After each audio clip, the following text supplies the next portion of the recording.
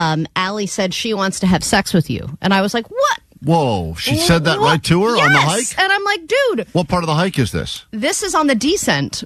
Oh, that's the right way to say it. That's the right place to say it. I mean, you know. She got it right. When it was going down, she mentioned that that's what I wanted. And then she was like, oh, that's so funny, ha, ha, ha, and kind of laughed it off. But I was like, isn't there some kind of unspoken rule between couples or just between friends that you don't say certain things to people? Like, if I had told you that and she was there, would you have just said that to her? Hey, by the way, she wants to have sex with you? How embarrassing. Yes, I would have as well. Okay, I know because you have ill intentions, but she doesn't have those ill intentions. Well, she just is lacking filter, I guess, or thought it would be funny, or decided let's go ahead and throw a Hail Mary and see what happens. Maybe that was the idea. If the goal is get to the threesome eventually, what are we doing with this whole beating around the bush, pun intended? Let's just get right to it and say, hey, here's what the goal is. Yeah, but I'm not interested in this because, yes, she is an extremely attractive, beautiful woman. But if this were to actually happen, I bet the fiance would want to be involved, and then I'm losing interest. Oh, so you think she's out there doing some work for this guy that she's about to marry? And going, well, maybe I'm saying if she was going to go gay with us, it would be the soon-to-be husband would probably want to be involved. Maybe in not. Maybe they have some sort of a. That's the thing about the world now is that there's so many different. It's not as clear as it used to be. It used to be very cut and dry. Oh, this person's engaged, they're off the market. Now it's like, well, it's open, but it's only open with women, or it's only open with women I hike with, or whatever. It's only open on Tuesdays. Maybe or the until we get hike is like the first date tester. And I also have talked to this woman about her dating history, and she said she used to be a huge hoe bag. Those were her words? She said, I was a whore in my 20s, and she said, I mean, not officially, but I slept with literally everybody. Pull that clip. Okay. So she loves sex. She's a sexual person, loves exactly. sex. So, and obviously she's in a job now where she's using her body all the time, and that's somebody who's very aware of their body and the way it moves. She likes having people look at her body, probably, right? If that's your job? Maybe. I don't know. You don't mind it? Different for everyone, but I'm sure also I would think touching other bodies, she checking. Gets probably hit on quite regularly because I think that becomes a, what maybe used to be the, I slept with that stripper is kind of a little passe now, where it's like, I slept with my yoga instructor. I feel like that's a big flex, right? Exactly. Like more so than sleeping with your therapist. 909 said maybe Allie can be the guy that sits in the cuck chair and watches. Oh, yeah, you could be the cuck. Yeah, you could just sit there with a bowl of popcorn and enjoy the show. 208, Allie was definitely a pity invite on this hike, and they had no intention of inviting her in the first place. It sounds to me like that's what it was. Like, hey, we're going to go on a hike. Because you were not a part of the making of the plan, right? They had a plan made, and you were kind of the afterthought? No, but it was, as Jake would say, it was known. It was known. It was understood that I was also going to. How did you react when Jake said it was known he was invited to Thanksgiving? Not well. Right. Yeah. But 562 said Allie does not realize that she was C-blocking this entire time. That's what I think is so funny, is that you're all looking at the situation differently. So just like you're asking, how did it end? Like, once a comment like that. We're doing it again this week? The hike. Another hike. Another hike is happening. Mm-hmm. Another second date hike. And you think that's more intimate than doing a class in the yoga studio? I think yes, because there's less people involved. This is more intimate because we're getting into more private conversations. And I think that this is probably the next step. It's very exciting for Allie. Allie's future's bright. I mean, at least your wife's and it's also kind of hard to look hot while you're hiking, especially with the temperatures we're going to have this week. It's going to be really hot. I'm jealous. I bet you she looks hot. Breathing very heavily. Oh, she was just like glistening like a glazed donut the whole time. Yeah. It looked delicious. See, I think even referring to her as a glazed donut means that you don't belong to this equation at all. We got to take a woo dike hike, someone says in the text line. If you could time.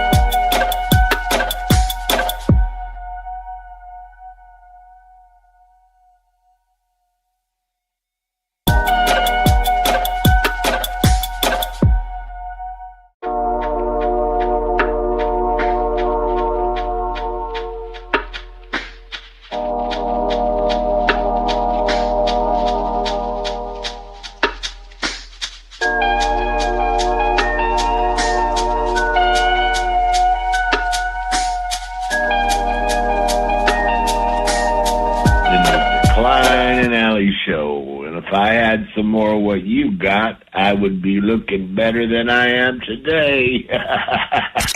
Klein Alley Show. 106.7 KROQ FM in HD Pasadena, Los Angeles, Orange County. This is the world famous KROQ. Good morning and welcome to it. It's KROQ, your Klein Alley Show on a Tuesday morning. Nice to meet you. Thanks for coming back for more. My name's Klein. That right there is Allie. Good morning. She's sleeveless today. Guns out, sun's out. That's right.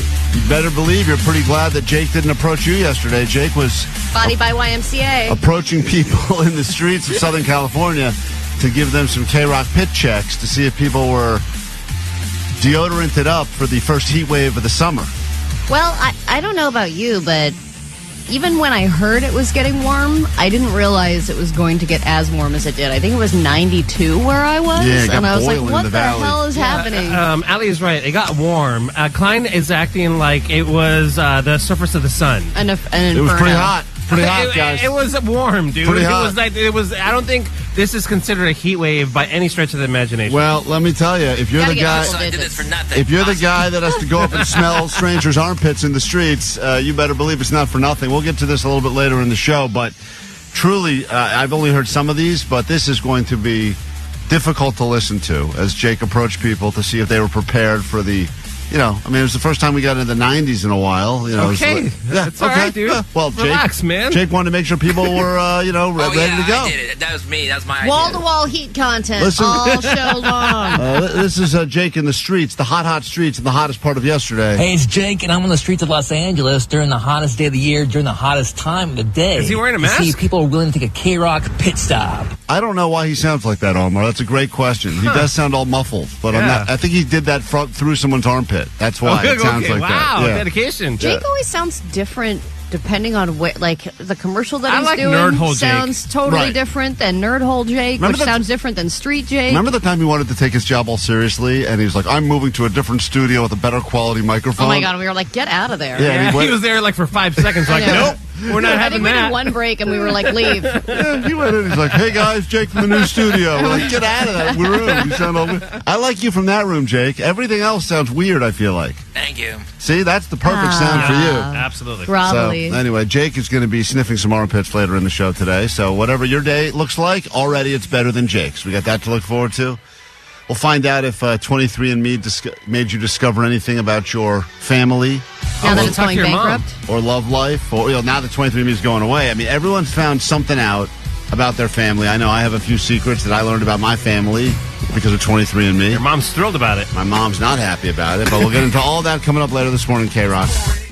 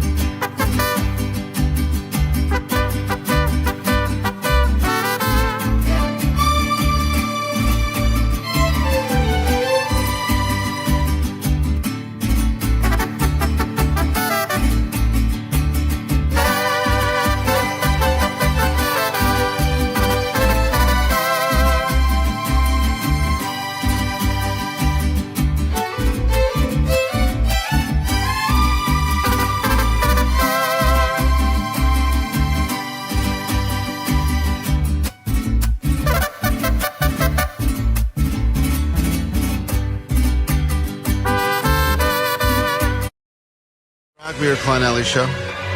Lots to give you this morning. Just keep listening. Eventually you'll win something. The numbers you'll need, 800-520-1067. If you're a new listener, welcome. It's always nice to have you here. We do welcome new listeners to the show because we understand that there's new people checking this out for the very first time every day. And then there's people that have found us, I don't know, a few months ago, maybe even a few years ago, and they're coming back for more. And now there's apparently been a rift, Allie, between longtime listeners of the show, which is not that long because we haven't been on the air for that many years, and then brand new listeners. And this person explains it beautifully on the GOAT line. Hey, Klein Alley, love you. I understand that you want to grow the show and spread the word or whatever, but my heart aches at the thought of new people starting to like you because this is a community and the entire show is a joke, like a big inside joke with layers upon layers. She's given us way too much credit, and the reality is... Well, the show is a joke. Yes, that part is true. The show is one giant joke, and I think that we are, unfortunately, the punchline of the joke. And we're okay with that. We just keep showing up here and talking to these microphones and hoping eventually it will all pay off. And our boss keeps going, whoa, they keep coming in. Yeah. Hilarious. The joke's definitely on us, and we're starting to figure that out, but regardless, thank you. If new people start listening, they're going to ask for context, and then we have to be like, no, Allie's not racist. She was just doing a Mexican rendition of months ago when she was imitating silverware. Why it would be difficult for someone who's listening to the show for the very first time or someone who is a casual listener to understand all of the many nuances. And we cannot expect, as much as I would love to believe, that there is someone sitting around who's giving us 4 hours every single morning. The reality is, and they show us this constantly when they sit us down and make us look at dumb graphs, people listen for 10 minutes here and 10 minutes there, and they're really not even paying attention to you, and they're putting on their makeup and drinking their coffee, and their kids are in the backseat screaming, and maybe they hear one or two things you say, but really... they're only half listening anyway. And they only heard, excuse me, I'm racist. 2% of that. Hopefully they heard that. Hopefully they heard that loud and clear. Let's play it again just to make sure. I bet we're Excuse me, I'm racist. That's right. Put down your coffee, Now I'm kids. cutting myself off with racist remarks. The point is... yeah. Even if Excuse me, I'm racist. Can you shut up, ladies? If you are just now listening to the show and don't get any of the backstory... right. then you're just liking this show because you're racist. Right. That's and just we'll great. take it. Yeah, we'll take it. Let's go, Newport Beach. Come on now. So here we go. Here is this woman goes on to make an interesting point as well. Or when Coma Jim called and you guys played Allie's clip and then later had to be like, no, Allie wasn't mocking the disabled. She was just imitating wind chimes. Like, right. See, a lot of these clips with no context are very problematic. And I could understand why someone that has no idea about the show or no idea where these things came from would be like, why is Allie doing that incredibly mocking voice when you have a guy on who had a head injury? And why am I the only one who is the example of racism and according to bigotry? This woman who calls, saying stuff like that. Yeah.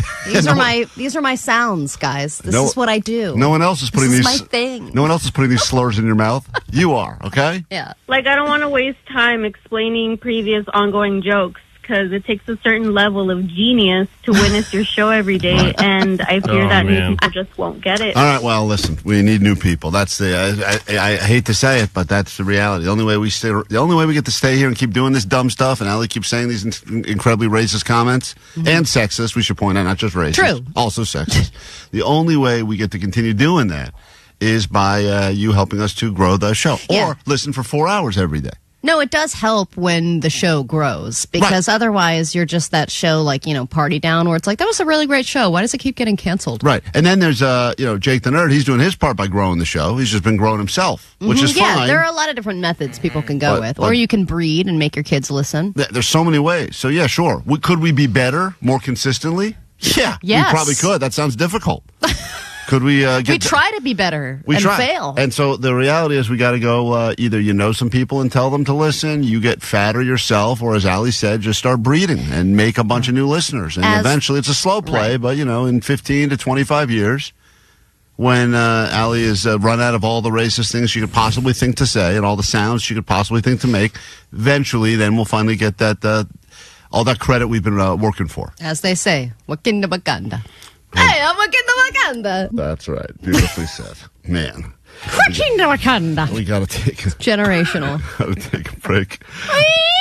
When we get that Okay, that one is a problem. So, seems like a real issue there. What the hell was that? We got to take a break. No, funny.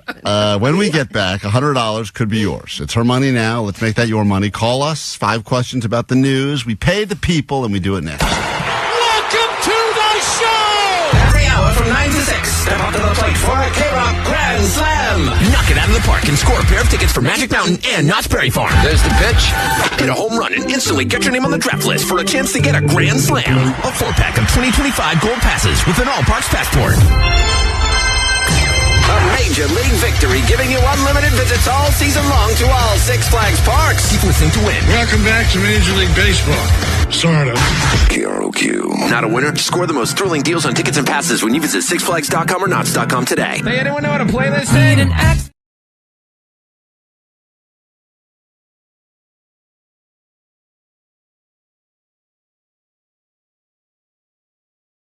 Allie doesn't like me, that's all it is. What? I've just met you, Coma Jim. How do I not like you yet? I don't know. In fact, I'm just getting that vibe. In fact, oh, man. That's right. I'm getting that vibe, too, now that he picks up on it.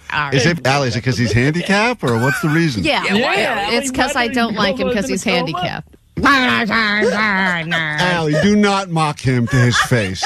Unacceptable. I'm sorry, Coma Jim. That is very rude. Kev. I won't stand for that, Allie. What is happening here?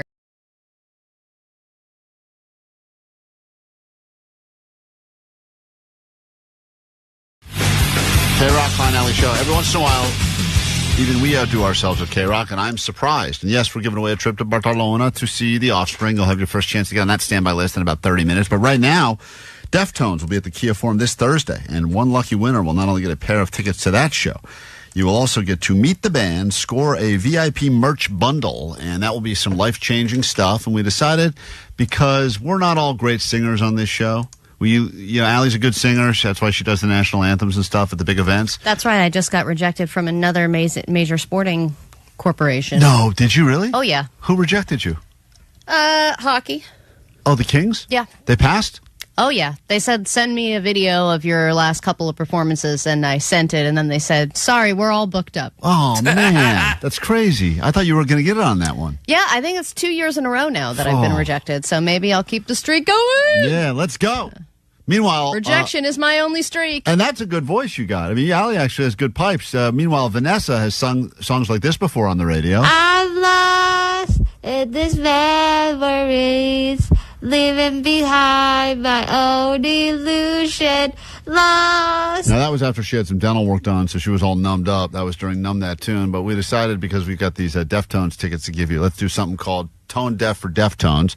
And the argument around here was that I and Vanessa are the two most tone deaf people on the show.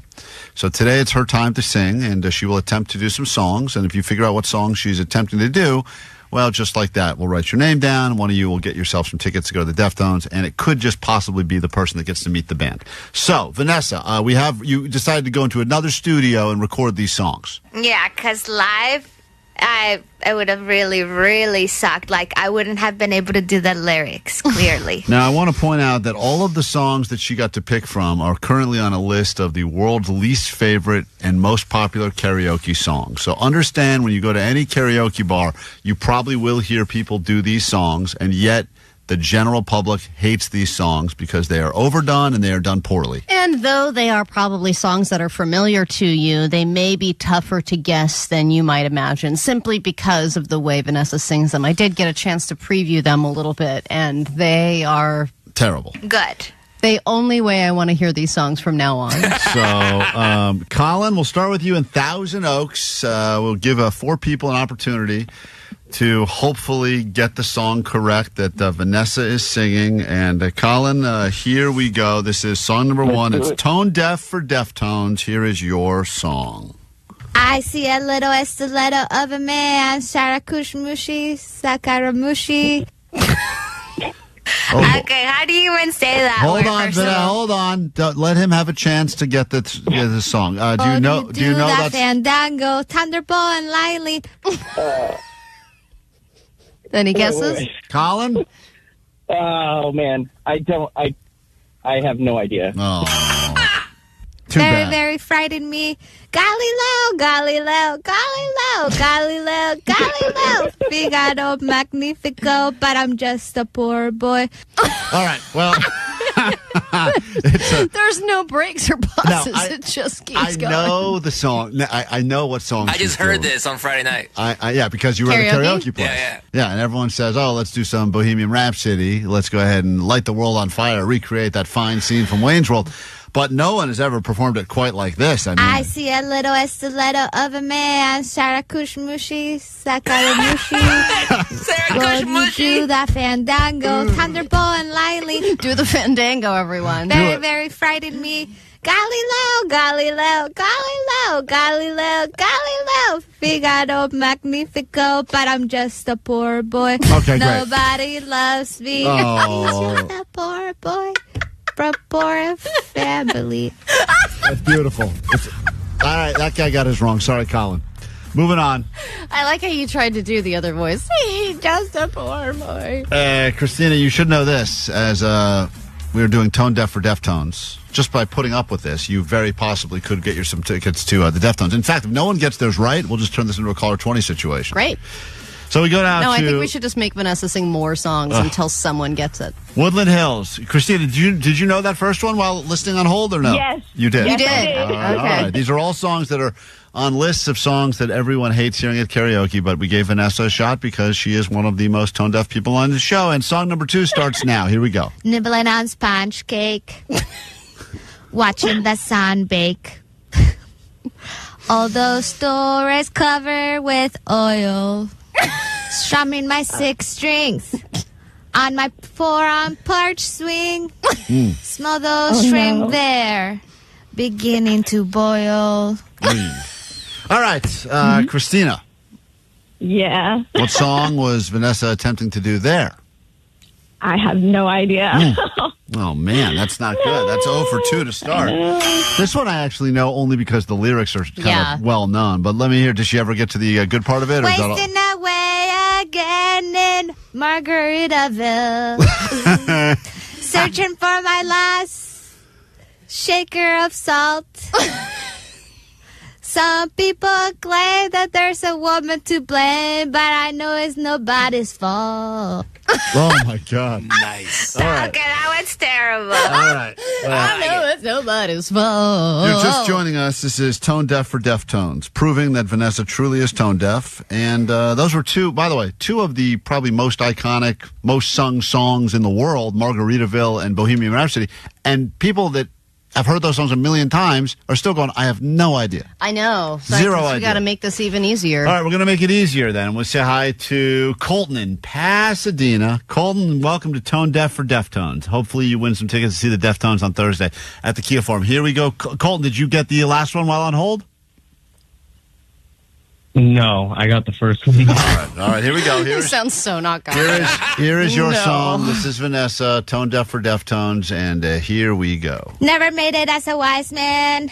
I couldn't cut it as a poor man stealing. Tired of living like a bling man. I'm sick of sight without a sense of feeling. And this is how you remind me. This is how you remind me of what I really am. This is how you remind me Colton. of what I really am. It's not you who say sorry. All right. I was waiting on a different story. All right, this thank you. time I'm mistaken for handling you a heart worth of breaking. Colton, please tell me you know that song. Yeah. I do know that song. Go ahead. How You Remind Me by Nickelback. There you go. How You Remind Me by Nickelback. That is, to be honest, one of the finest versions of that Nickelback song that anyone has ever heard. I've been wrong. I've been Every morning, make it worth your while. Five questions, $100 on the line. It's Allie's money. She will deliver the actual news throughout the show. If you're new to the show, every single hour usually wraps up with a round of the ADD news. Take your Adderall and or Ritalin and pay attention as we try to get through the actual news stories. What was that? Someone lost something. None of us were moving. That's weird. Whoa. Anyway, the studio is clearly possessed right now, so we will get into your round of Allie Knows the News, a theme song that has been left on the GOAT line that I think only Omar will understand. Let's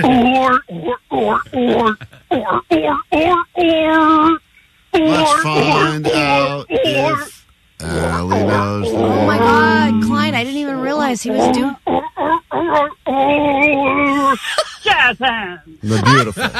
Well done, sir. Thank you for that. Always appreciate the DIY theme songs. You can leave those on the GOAT line as they come to you, clearly in different states of inebriation. That number is 844-956-GOAT. You don't need to be drunk for jazz hands. No, you don't. Eric in Torrance, good morning. Welcome to KROQ. How goes it?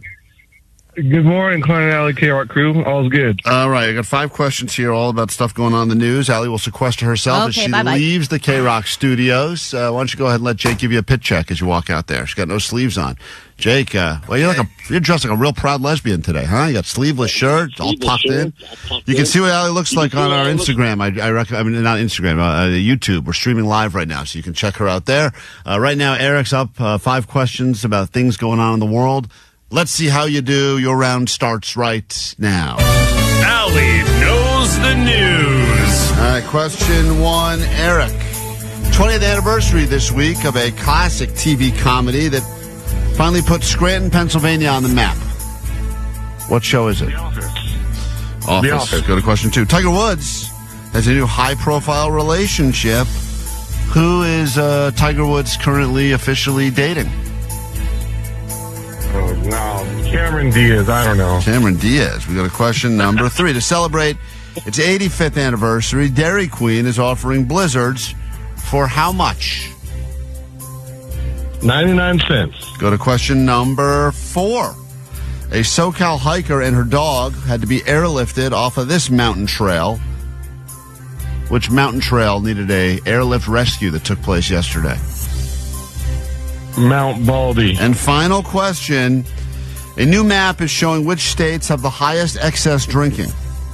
So my question is, which state had the highest percentage of, quote, excess drinking? And I think we all know that the experts call excess a little lower than we would, but okay. Which state does the most excess drinking based on new research just released? Crazy people in Florida. Florida people. All right, always a good guess. Let's bring Allie and we'll score it together, see how you did. These are not the only news stories, but they are the ones that seem to matter to us most. Allie is back into the KROQ studios now, battling Eric and Torrance for $100 of her own money. And if you would like the challenge, tomorrow morning right around this time, give us a call and study up. Here we go. Question number 1, Allie. This week marks the 20th anniversary of this classic TV comedy that finally put Scranton, Pennsylvania on the map. The Office? Wow, you didn't seem as confident as Eric did, but that is the correct answer. The Office. 20 years since that show first debuted on TV, which is crazy to think about because of the cult following and then the fact that it's had a rebirth again and streaming and then... Weren't they going to bring it back again? I think they still are talking about it. Yeah, it's just wild. Really is interesting to see the success of that show. It's not even fading a little bit. We got a question number 2. You guys are tied up 1-1. Question 2. Let's go with this. Tiger Woods has a new high-profile relationship. Who is his current girlfriend? I believe it's Vanessa Trump, who is the ex-wife of Donald Trump Jr. That he is dating one of the Trumps, and it is Vanessa Trump. Allie's on the board. 2-1. Eric did not get that right. He said Cameron Diaz. We go to question number 3. Question 3. To celebrate its 85th anniversary, Dairy Queen is offering blizzards for how much? 85 cents. He said 99 cents because he wasn't listening to the question, but the correct answer is for 85 cents, you can get yourself a blizzard. That is correct. Love that. And Allie goes up 2 with 2 questions left. Here we go. Question number 4. A SoCal hiker and her dog had to be airlifted off of this mountain trail. It's always Mount Baldy. It is always Mount Baldy, which is what Allie does call her genitals. I just want to, if you're a new listener to the show, she's been calling it that for a while. Not appropriately named by any stretch of the imagination. Not balls. We go, that is right. He got that as well. So he's getting closer, but Allie's still up by 2 with the one final question. And here we go. Final question, Allie. A new map is showing which states have the highest excess drinking. Oh. According to new research, this state has the highest percentage of, quote, excess drinkers. Maybe it's a beer state like Wisconsin? It's interesting. He said Florida, because why not? I don't think it's California, because everyone's California sober now. Yeah, that's a good point. It is. You had the right mindset. Midwest? Montana. Wisconsin was number 2. 26% apparently have an excess drinking problem in Montana. Well, I mean, what's there? What else you going to do? There's pretty nature. And all right, well, Eric, you put in a decent effort, but Allie still beat you. What must you shamefully admit over the airways of KROQ? Thank you so much. You're the best. I thought you were going to talk about the new fire map. You're like, there's a new binge drinking map. Well, there's a new fire map as well, but I mean, come on, that's like real news. Let's talk about who's drinking, right? Lots to get into on the show today, and lots to give you as well. It's all coming up after Lit on KROQ.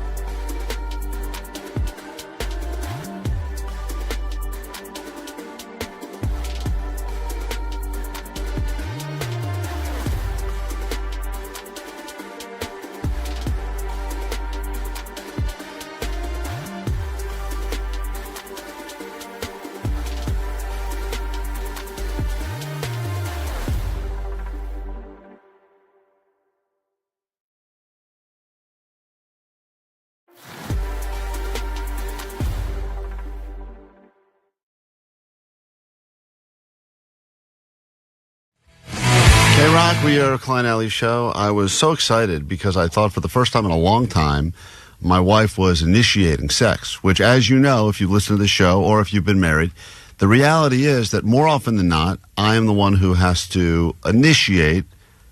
And by initiate, I mean, as you know... Initiate, put in the effort and complete?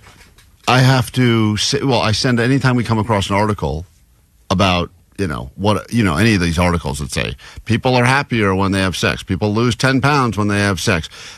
Anytime I find an article like that, that's more of like a pro-sex article, I forward it to my wife every time. And I assume... I saw one the other day, dude. It said people that have sex on the regular look 7 years younger. Yeah, you seen that one? Of course, I sent her that one. Oh, okay. She said, stop.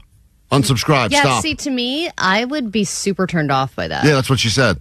Yeah, constantly. It would just seems very desperate and pervy. Yeah. But Klein, it was never this way all the time, right? What like back in the day in the honeymoon stage? I mean, did it go down a lot? No, it's funny. I don't even think it went down. It definitely didn't go down recently. No, I think that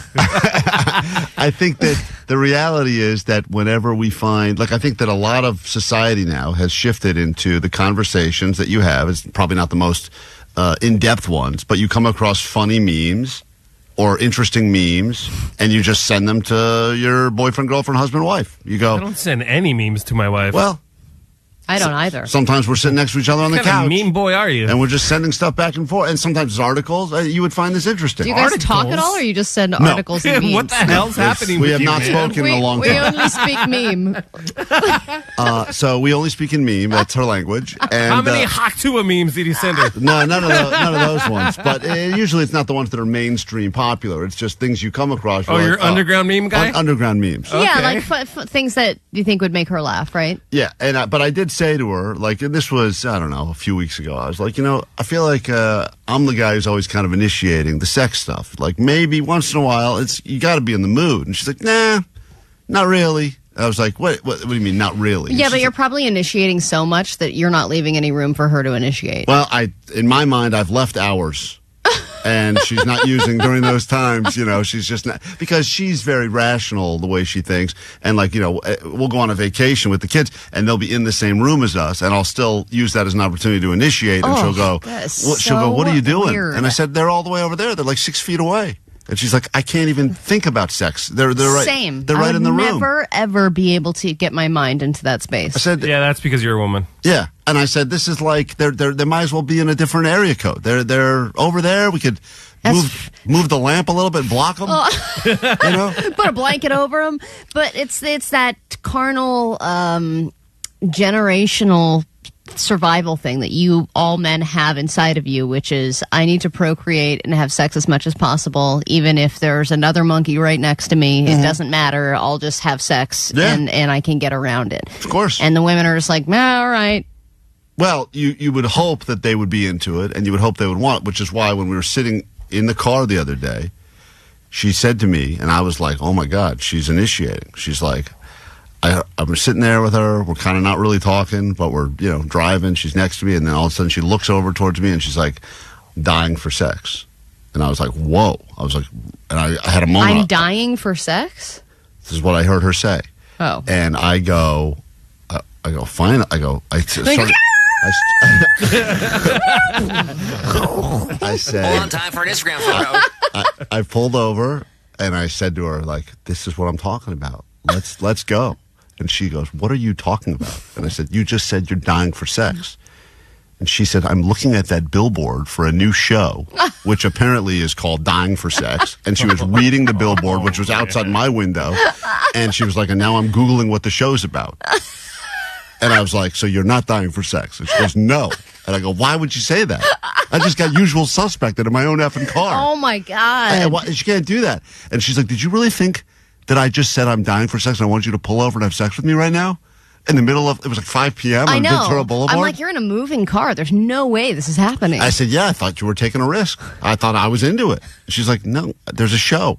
And then I was like, is the show at least about sex? And she's like, I think it's like a woman who's like actually dying. Oh, she's literally dying. I think it's a because woman. of sex. No, I think she was explaining to me. She's like, you won't think the show's hot either. And I was like, ah, man, lost out on that I bet too. she didn't see a billboard for Virgin River. Oh, yeah, that's me right there. That's what I said on her window. Virgin River, huh? That's what I'm getting with.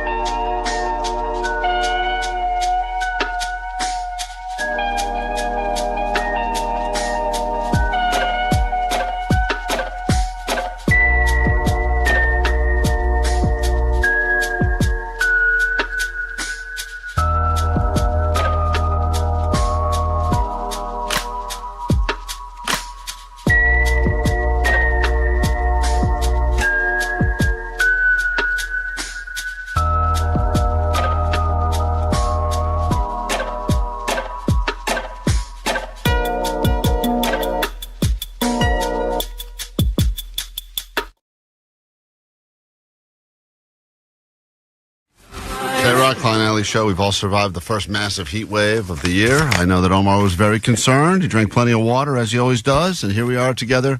I'm KROQ today. Jake was out and about in the streets offering to give people pit checks to see if people were properly, deodoranted up, ready for the day yesterday. Because maybe it's one of those days. Every once in a while you have those days. I've seen you do it many times here. You turn your head to the left, you give a little sniff, and you go, oh, man, I forgot to wear deodorant today. Yeah, and usually it doesn't matter because I don't smell. Usually, it doesn't matter. On certain days, like yesterday, it would matter because got way hot, and it was kind of one of those weird days where all of a sudden it just jumped 10, 15, 20 degrees in the valley. I know Omar thinks it's a big joke, but I was pushing almost 100 degrees where I was.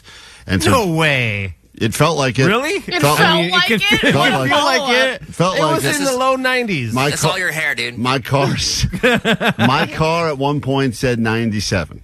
Wow. Yeah, Inside because that's the car gets hot inside. Well, felt like it. Felt like every bit of it. And Jake's right. You have to add 10 degrees for your hair. That's right. So anyway, imagine being out yesterday in a fur coat. It was a cool 75 yesterday. So Jake did approach people to see if he could give them, quote, pit checks to see if they were ready for the heat wave. Now, we're going to get into this later in the show, Allie, but here's a tease of a woman that he met by the name of Joyce. And, you just tell me what you think. Not looking forward to it. What's your favorite hot activity to do? Go to the beach. Get where it's cooler. Finally, can I sniff your pits? Okay, now, we'll get into this later in the show, but Jake was, I think, surprised at how many people were willing to let him give them pit checks, which was a service for society, really. It's for humanity. Did he ever offer to return the favor and have them smell his pits? No, I did not.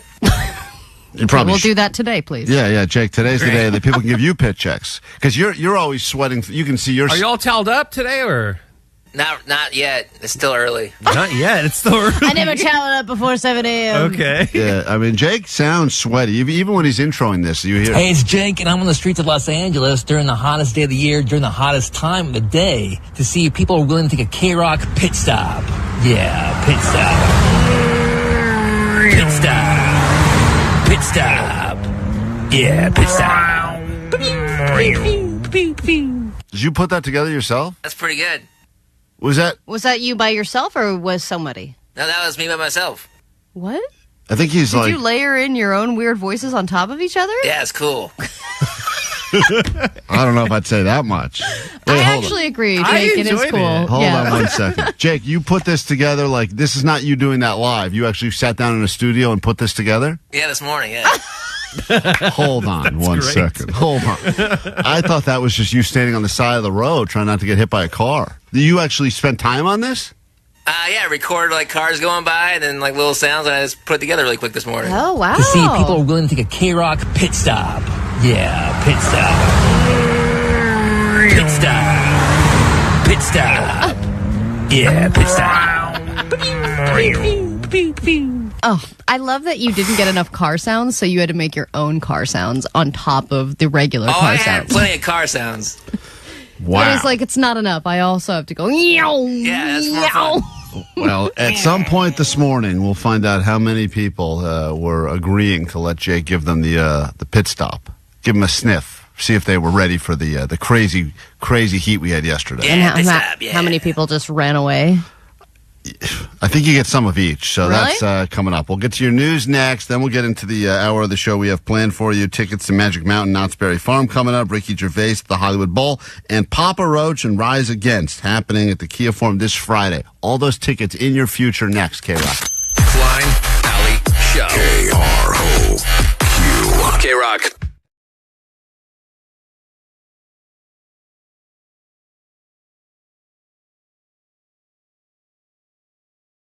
Final day of September. There's some more news. Take it or leave it. We are entering the tail end of ASO, the greatest 3-month span of the year, August, September, October. We're getting into the O part of it, so get ready for that. And speaking of O part of it, Oasis tickets coming up at 9 o'clock this morning, again at noon, 3 and 6. You'll win them all day for the shows just announced happening at the Rose Bowl in Pasadena. But first, Allie would like to admit that she was wrong, and it takes a big woman Thank you. It takes a big woman with an even bigger laptop to admit that they were wrong about something. And we found some audio of a claim you made on these airwaves. I'm not admitting I'm wrong, by the way. I don't know where you expect me to do that. there were other extraneous circumstances that came into play after the fact. You, back in July, whenever Prime Day was, I finally got myself a computer because mine crapped out after like a decade. And you also had a crappy computer. And you decided... It's an old computer that also has had a significant amount of water damage. I spilled an entire bottle of water on it about 3 or 4 years ago, and I'm amazed it's lasted as long as it has. When you first talked about this situation, I just want you to hear the reaction that Omar gave you, because we were laughing at you and saying that this was a terrible idea many months ago, and now, as you have now just had to purchase a new computer...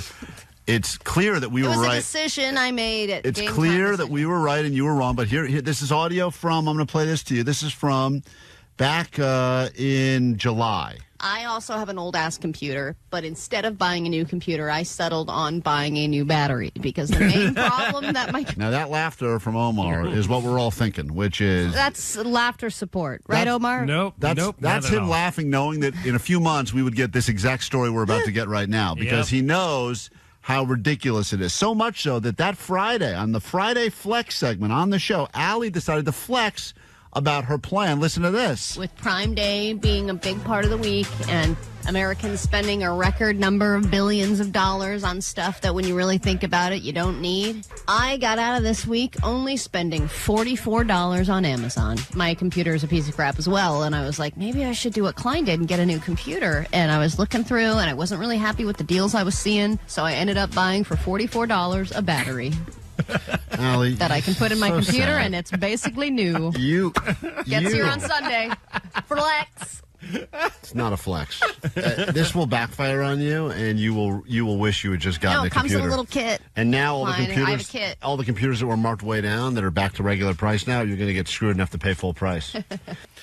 You had a little laugh there, Allie. That was a few months ago. We didn't even detail the problems I had with the kit when it arrived. Oh, right. I had a lot of problems installing the battery. I had to go to Best Buy and go to the Genius Bar or whatever, and they wouldn't help me because it was a third-party item. So go ahead, Allie. Eventually, I got the battery in. The floor is yours now. Now, here we are. Fast forward to the end of September, and this was back in July, so not too many, I blame Apple for this because every time they make an announcement about a new product, I think that all of our products start degenerating, and my computer started experiencing some other issues where it was getting slower and slower and slower. It wasn't holding a charge anymore, and every time I pressed the O button, it pressed like 5 O's, and it was getting really difficult to do my job. So this weekend, I decided it's time for a new computer.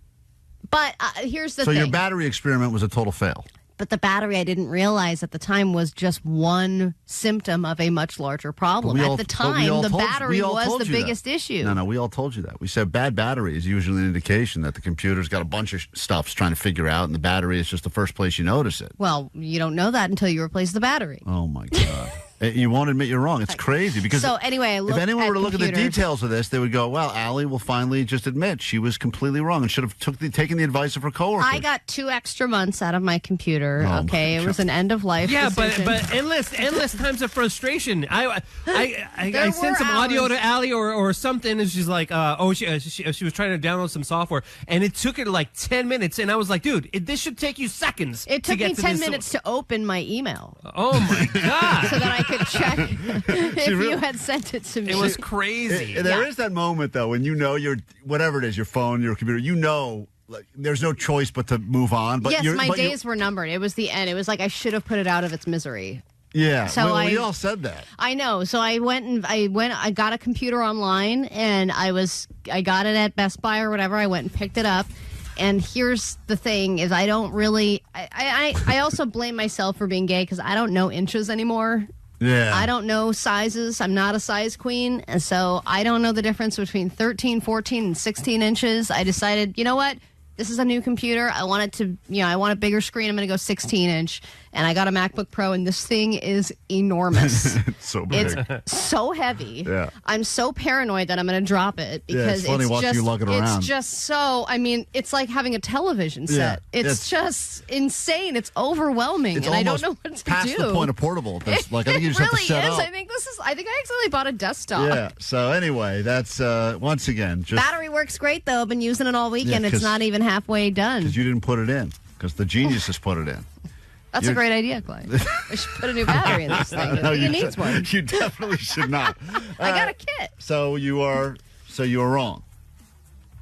I was not wrong at the time. How much would you have saved if you bought this computer back then?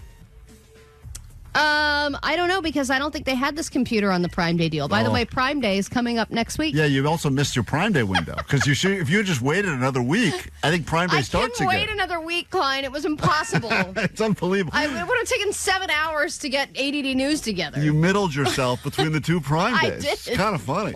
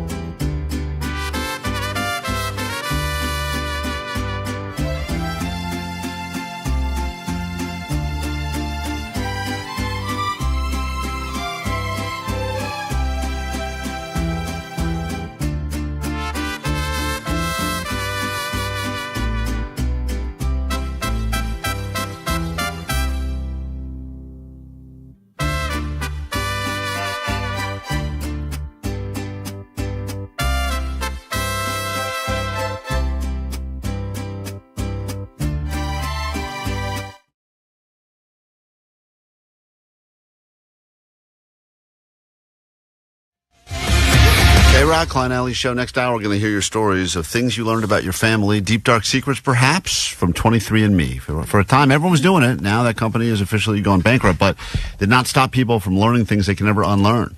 Crimes that were committed, incestual relationships that took place, relatives you didn't know you had, all of a sudden nationalities you thought you were, but then you realized not me at all. Oops, I married my cousin. All that stuff could be things you discovered while doing the 23andMe DNA testing, and we'll hear your stories coming up next hour on the show. Also give you something for the trouble. Right now, though, your news. Grab your Adderall. It's time for ADD News. So, yeah, let's start with that. In 2016, millions of people spit in a little test tube and sent it over to a very quickly growing company called 23andMe, hoping to find anything interesting about their genetics. And for most people, it ended up being wow, I'm a quarter French kind of situation. But for other people, it led to, as you said, crazy family secrets being uncovered. And then now we're in 2025. After 15 million people have handed over their DNA to 23andMe, 23andMe is filing for bankruptcy. Not only are they filing for bankruptcy, they're also selling your information to the highest bidder.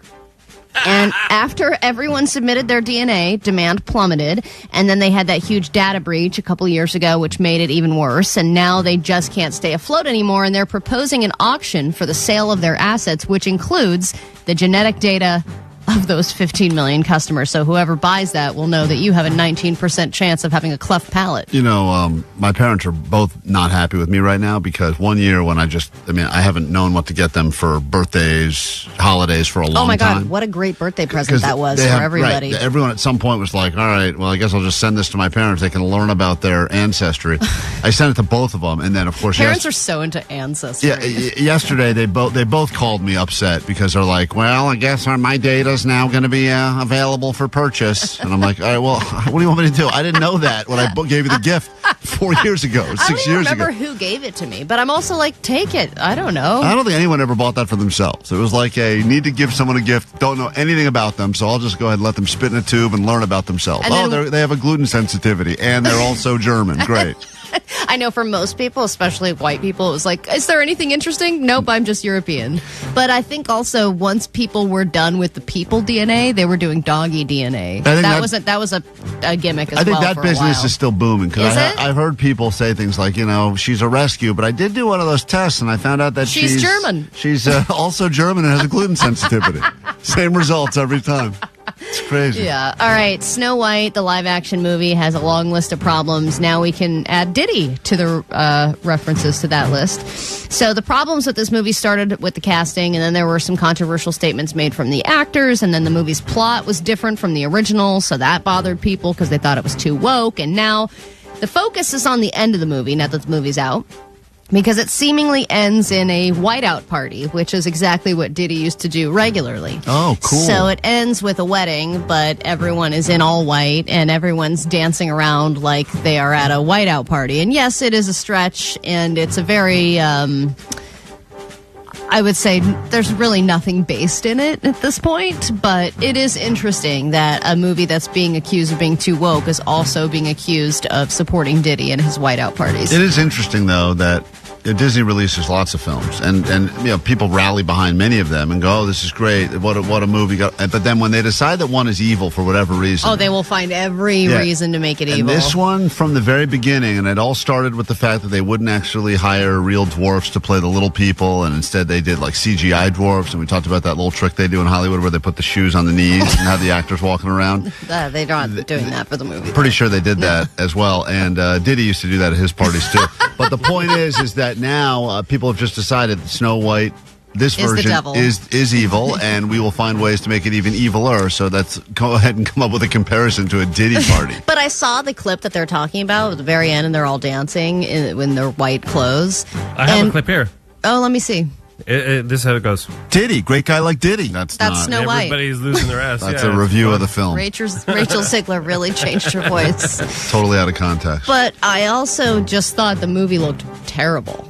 Like, seeing the clip at the end, I was like, this just looks bad. Well, it didn't do well. I think it's interesting how, word of mouth and just general. I don't know anything about this movie at all. But I know there's also some uproar because I think whoever the lead is Latina, and it's Snow White, so people were like, play that clip of her, Allie doing the impression of her, Omar. I know you have that clip. This is one of the scenes from, I believe this is from the movie itself. Here we go. It was Allie auditioning for the part. Didn't get it. They were going to call it Snow Too White. Allie couldn't get that role. Yeah, well, there were a lot of people that had problems with it, but the people who want to see it, like my mother-in-law, who just loves Snow White, are also going to hate it because it's not like the original movie. I think they take out the whole prince, someday my prince will come because they want her to be like all empowered, and people who love the classic film, like older people who just want to see a live version of the original are probably also going to be disappointed. All right, robbing people's mail seems like one of the lamest and most pointless crimes to me. The effort is just not worth the reward. But why rob one person's mail when you can rob the mailman and get more mail in one robbing? And police are asking for any information on these two suspects in black hoodies who hopped out of a Honda and robbed a mail carrier. And they're seen running back to the car. A third suspect is waiting in the car, ready to drive away. And they were able to intercept the packages that the mail carrier had. And this is kind of one of the first ones I've seen. I know people are robbing like Amazon drivers and UPS stuff, but I didn't see a lot of postal workers being robbed yet. And now it seems that people have resorted to that, which just, again, seems so pointless. I've received nothing of any value from the actual USPS in years. Even if it's a package, it is a useless package because it was sent via USPS. Right. So I don't know what people are getting out of this. It's this. like, oh, here's my medication. They told me that my mailbox was pried into. Someone used a screwdriver pried into. I said, I don't know what they got out of there, but I'm sure it was a lot of coupons for things at Ralph's. So have at it. Exactly. Or renewing my home warranty. I now bring in the mail once a week.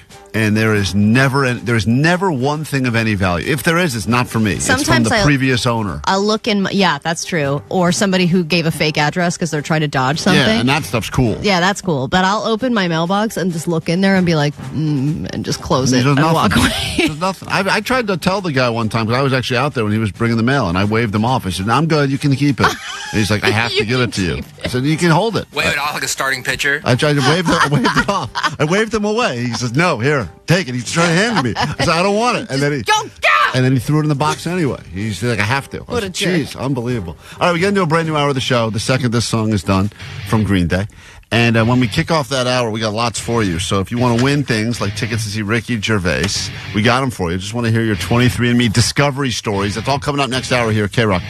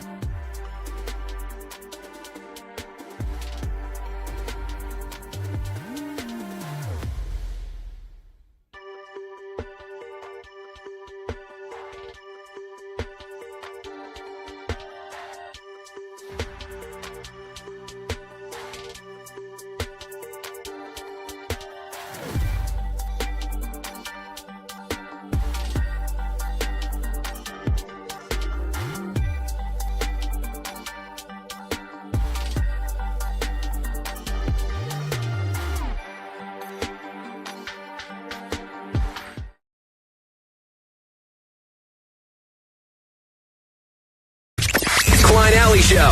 106.7 KROQ FM in HD Pasadena, Los Angeles, Orange County. This is the world famous KROQ. Good morning. Welcome to your Tuesday. We are Klein Alley Show. This is KROQ, the world famous, as you know, 106.7. You can listen on the radio. You can stream us wherever you get your podcasts, or you can see what it looks like here in the KROQ studios. One of us is wearing sleeves today. The other one, sun's out, guns out, all that stuff. Wow, you're really looking at my arms a Allie's lot. really showing off. She's flexing right now, literally and figuratively. And you can see us on YouTube because we're streaming live right there. What goes on in the KROQ studios? I just found out officially this Friday will be an official Lie Day Friday back in the KROQ studio. John Groger, the lie detector expert, will be bringing his machine back here so we can try to get to the bottom of some of the many mysteries that have unfolded here at KROQ the past few weeks, including the note lever, the Tupperware lever. That mystery still unresolved. I know, but it was shut down. Like, it was going up the food chain, and then the powers that be said, don't take this any further, or there will be consequences. Oh, I didn't realize that happened. Yeah, dude. There's like the higher up people. What, they shut it down? Yeah, they're shutting down the investigation. Maybe man. one of them did that. Maybe it's one of those false flag things where they use that as a distraction because of other stuff going on. They're like, you don't here. want to know how deep this goes. Anyway, if there's things that happen on the show and you need us to figure out if they are actually factual or not, you can always let us know because this Friday will officially be another Lie Day Friday. And last time we did that, it was Allie strapped down. Her wife was on the phone asking questions. It got real dramatic real quickly. So we'll see what happens this Friday with the return of the lie detector man. That'll be happening on Friday. In a moment, we will unload GOAT together. If you've left any messages, comments, critiques, criticisms on the GOAT line, you may hear your message on the air in a moment because there's been a lot of messages left over the past few weeks. So we will unload GOAT together. And then the question that we'd like to get into this hour involves you and what have you discovered about yourself using 23andMe or any of the other at-home DNA tests. Did you find out that someone you dated at one point was actually a distant cousin? Mm-hmm. Did you find out that there was a murder that took place in the family? Or your dad's not your real dad. So many things have been discovered. It's kind of surprising that 23andMe is officially going to go bankrupt. But we'll take your stories and give away some tickets, and that's all coming up this morning right here on KROQ.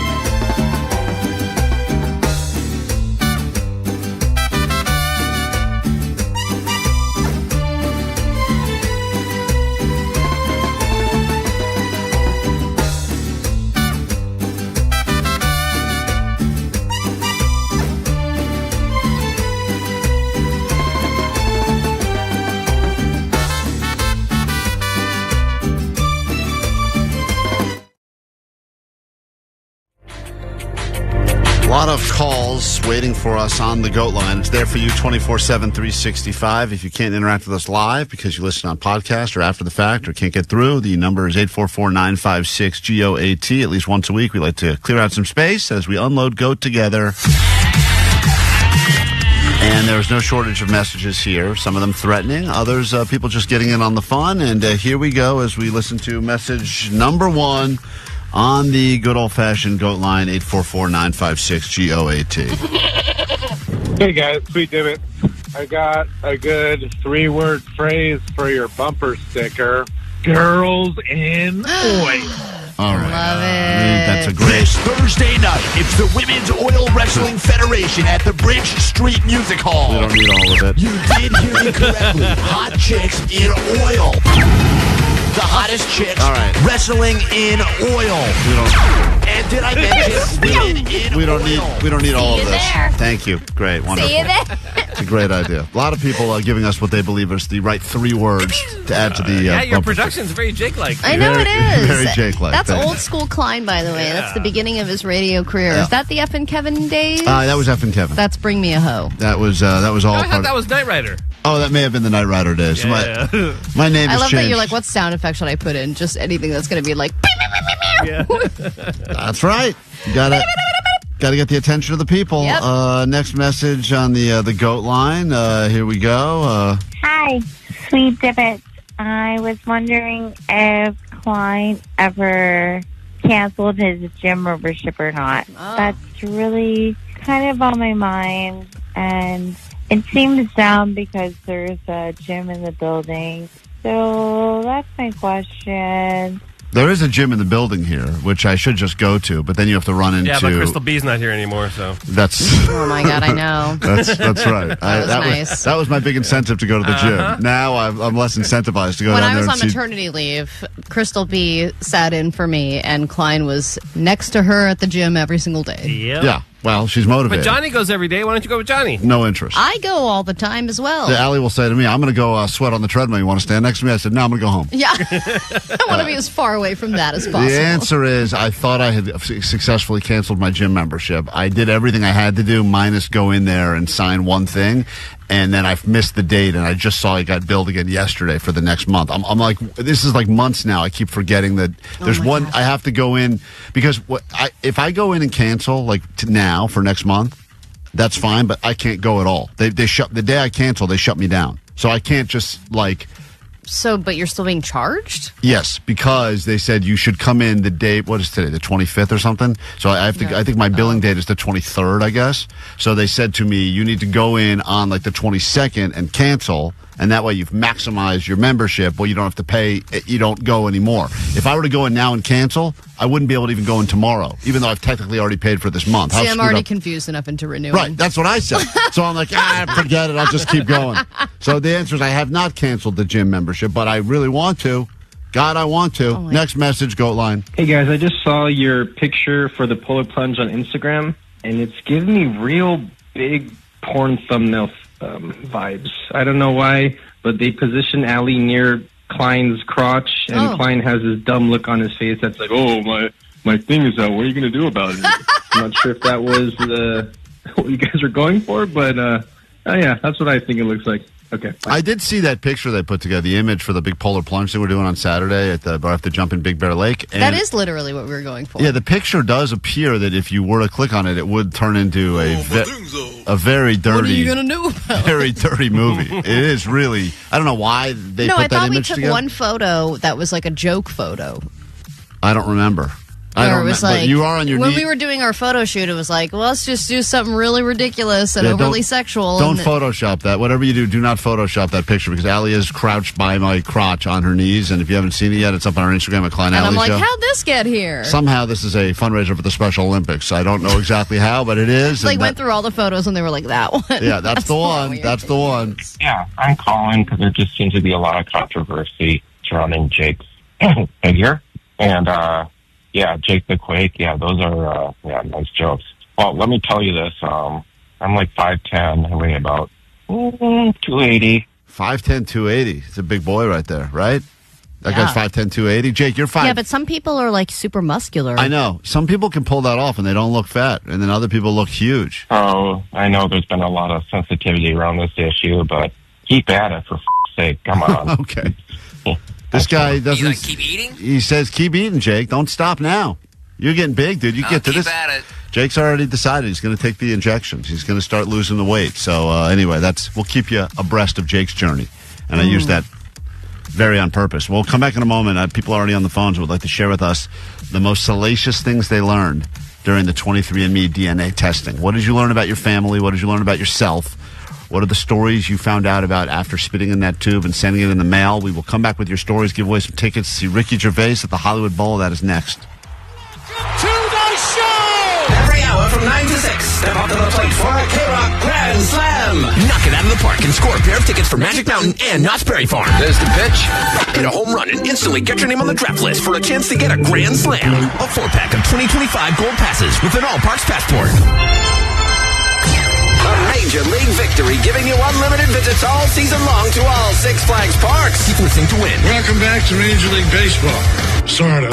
KROQ. Not a winner? Score the most thrilling deals on tickets and passes when you visit SixFlags.com or Knotts.com today. Hey, anyone know how to play this thing? By far, the moment of the show I've been most excited about this morning. Entering the KROQ studios right now, the smartest man who probably works here is the engineer.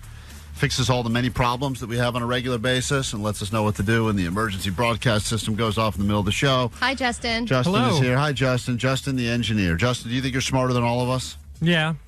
I mean, probably. And when we ask, we've all asked dumb questions before, right? Mm-hmm. Which one of us would you say asks the dumbest questions on a regular basis about fixing things or issues we have with our computers and the microphones? You absolutely. What's the last stupid thing that Klein did? Probably having the monitors on the wrong selection. Yeah. Am I right? I don't even know what that means, but it sounds like something Why stupid. don't you pay attention when Justin's in there, man? That you don't have to bug him so much. There's a lot of buttons here. I don't know what they do. I don't think most people know what they do. I think Justin does know what they do, but he has a way because he's really smart and he understands this stuff. Would you go to school for this or whatnot? No, I did not. What did you go to school for? Radio. So you went to school for this? Yeah, I have a broadcasting degree. So you wanted to be on the radio, like what we're doing every day. Yeah. You got the voice for it. Yeah. Do you still want to do that? I would like to, but I started out doing what they're doing in there, Johnny and Vanessa, and in order to actually make money, I leveraged actually knowing how computers work and how to use the console. See, that's why he's smarter than we are, because we just stayed at the part where we're like, let's just not make money. But what percentage of your job, Justin, is walking into a room with a bunch of people getting flustered and then you pressing one button and then leaving? At least 99%. Yeah. It's just like, let me press restarting one button and go. is always the answer, right? Yeah, restart. Yeah, that's the thing that's crazy, because I used to think that, like, you just restart it or punch it a few times, and usually that makes it go away. Well, we've all, what you don't realize is that when you solve a problem, usually you come in, you go, you're going to do that, and then you leave, and then we all do our best impression of you. So right now, we've got... In a loving way, by in the a way. loving way. We think you're great, and we absolutely... We do think you're great. Klein learned your name like 2 weeks ago. I know. And by the way, Justin's a super nice guy. Remember, he loaned Vanessa his personal vehicle for like a week. Vanessa, that's right. When Vanessa ran over that bicyclist, she needed to get her car fixed, and I'll tell you who stepped up.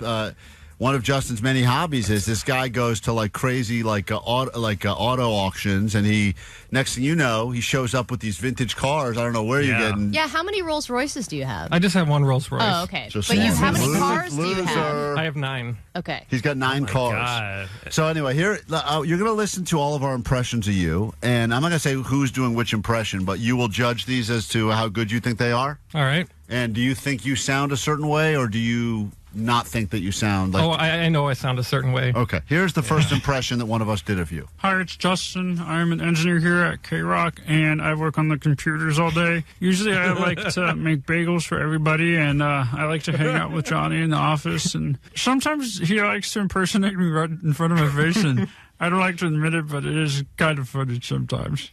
All right. You think that sounds like you kind at of all? lost it at the end there. Sometimes. How do you? I've been hearing Johnny do my impression of my voice for like a year now, and that's probably the worst one he's done. Yeah, Really? Yeah. Johnny does a good impression of you.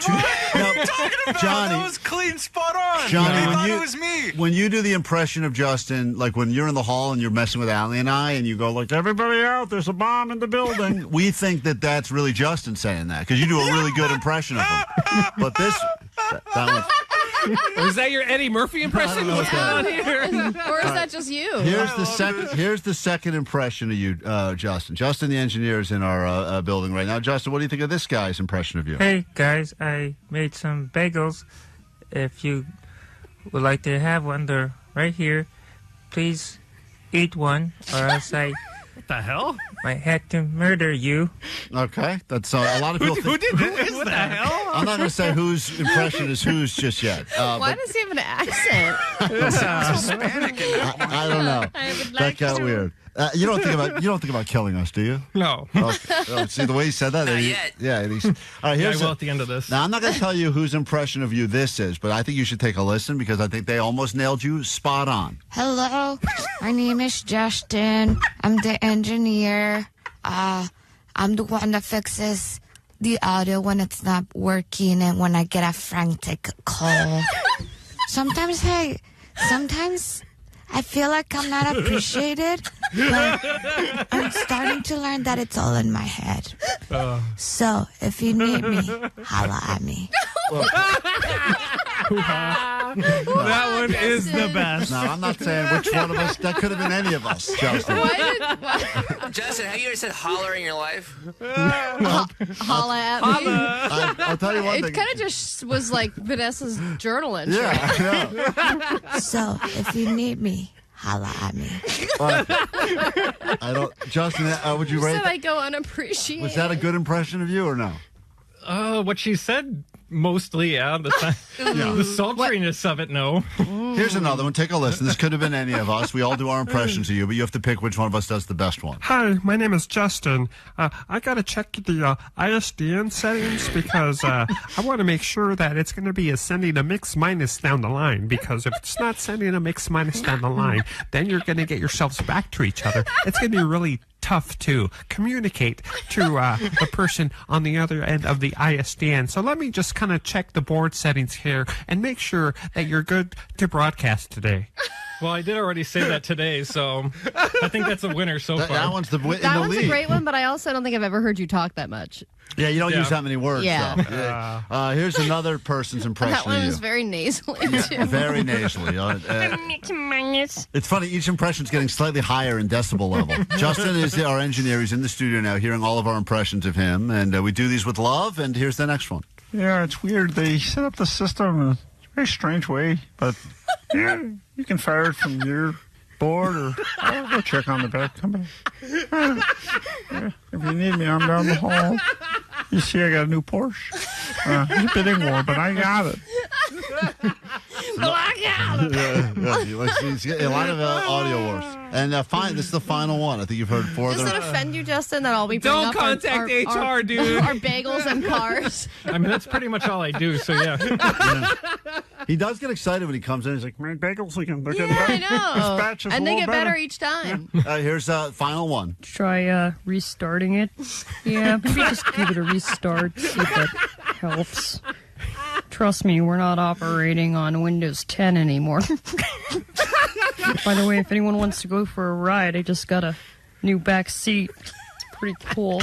Anyway, I'll see you guys later. I'll be down the hall if you need me. Push any buttons, push them hard. Okay. We've all done our impressions of you. Justin. But who's doing which impression? Which? Oh, no. Which impression of you do you think was the most spot on? You get to decide. You are the person. You are the person who we've been making fun of for the last 5 minutes. I think Allie with the last one was the best. Whoa! Really? That was the best You're one? so messed up, bro. Like, how are you going to choose?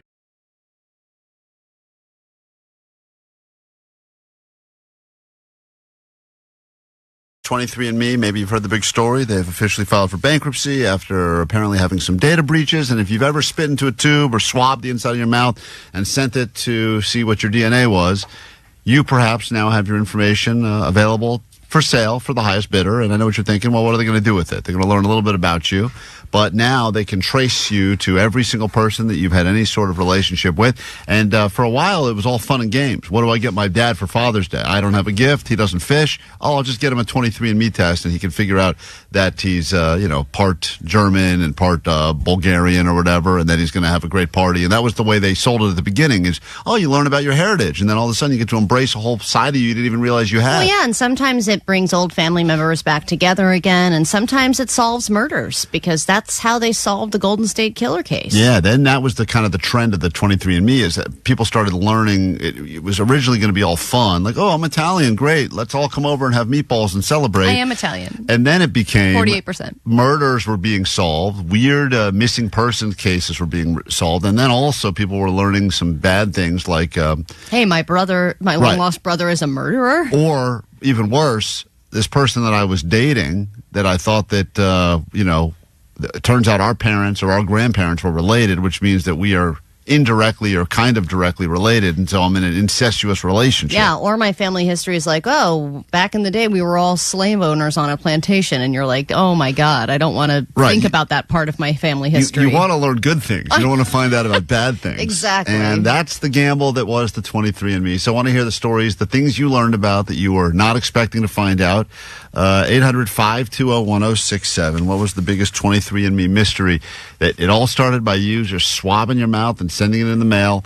We'll give away some tickets right now to see Ricky Gervais, the Hollywood Bowl on May 31st for you sharing your stories with us. And go ahead, Taylor, we'll start with you. Sweet divots. Sweet divots to you. What did you learn about on 23andMe? So originally my mom told me my dad died. So I went to do the ancestry to know who I am and my nationality, and my dad popped up on my ancestry. Wait, how did she say your dad died? Well, growing up, I already had a stepdad, and so I asked her when I was 23, who's my dad? And she's like, oh, he committed suicide when you were young. Whoa. And so I just went with that, and then when I did ancestry, I actually got matched with a whole family with a whole last name that I never even heard of. Reached out to my mom, and I was like, who the heck are these people? And they're like, oh, sorry, Taylor, I got the wrong guy. So did you ever reach out to the new dad? Yes. I reached out to new dad. He has 2 daughters. He lives in Vegas. I'm in Anaheim, so we're not that far apart. So it's been awesome. He's alive. She wasn't trying to make you believe that your dad died. She thought it was a different guy that was your dad. Turns out she was wrong. It was a different guy who got her pregnant. Yeah, so she was seeing basically two guys when she was younger. Huh. Didn't think the other guy was my dad, but that's not how it works with genetics, because I look like the guy who passed away. So how do you know that maybe there weren't more than 2 guys? There could have been. She didn't tell me about this guy who was my dad. I know, so there could be more. That's good, Allie. Let's put more thoughts in this poor girl's head. I have siblings now. I got cousins now. It's awesome. And they're all in Vegas, so you got Vegas hookups, which is the best. Yeah, love it. I see them twice a year now. It's been awesome. Adrian, what is the mystery that you learned about by doing the 23andMe test? What's up? Well, it's not a 23andMe. Good morning. It's not a 23andMe, but what happened, I have a old co-worker, and he and his 2 siblings went and got tested to see if they were a donor match for a kidney transplant for their older sister. Long story short, they found out that they all had different dads. That seems to be the biggest story, huh? Yeah, I thought my dad was my dad. Right. It's always the dads for some reason. That's the problem. I mean, Omar, is living proof because not only did his actual biological dad desert him when he was only 2 years old, but then his new dad had a whole secret family. Mm-hmm. Right. So it seems like dads are great at keeping secrets. Now it seems like a horrible Father's Day present. Yeah. Here's all your secrets. Yeah, if you're a dad, you get a 23andMe for Father's Day, you should just flush it down the toilet. Thank you, daughter of mine. I'll definitely send this spit tube. Aaron, what is the mystery that you uncovered because of the 23andMe? Stories you won't be able to tell pretty soon now that the company's filed for bankruptcy. What's up? All right. Well, okay, so I'm white. My husband is black. And through 23andMe, we discovered that we actually have a cousin in common. So does that make you second cousins? No, we're not related to each other, but it turns out that this cousin of his, that we always knew was his cousin, was mixed, and she never knew her father, and so she went and did all the 23andMe and Ancestry and stuff and found her dad.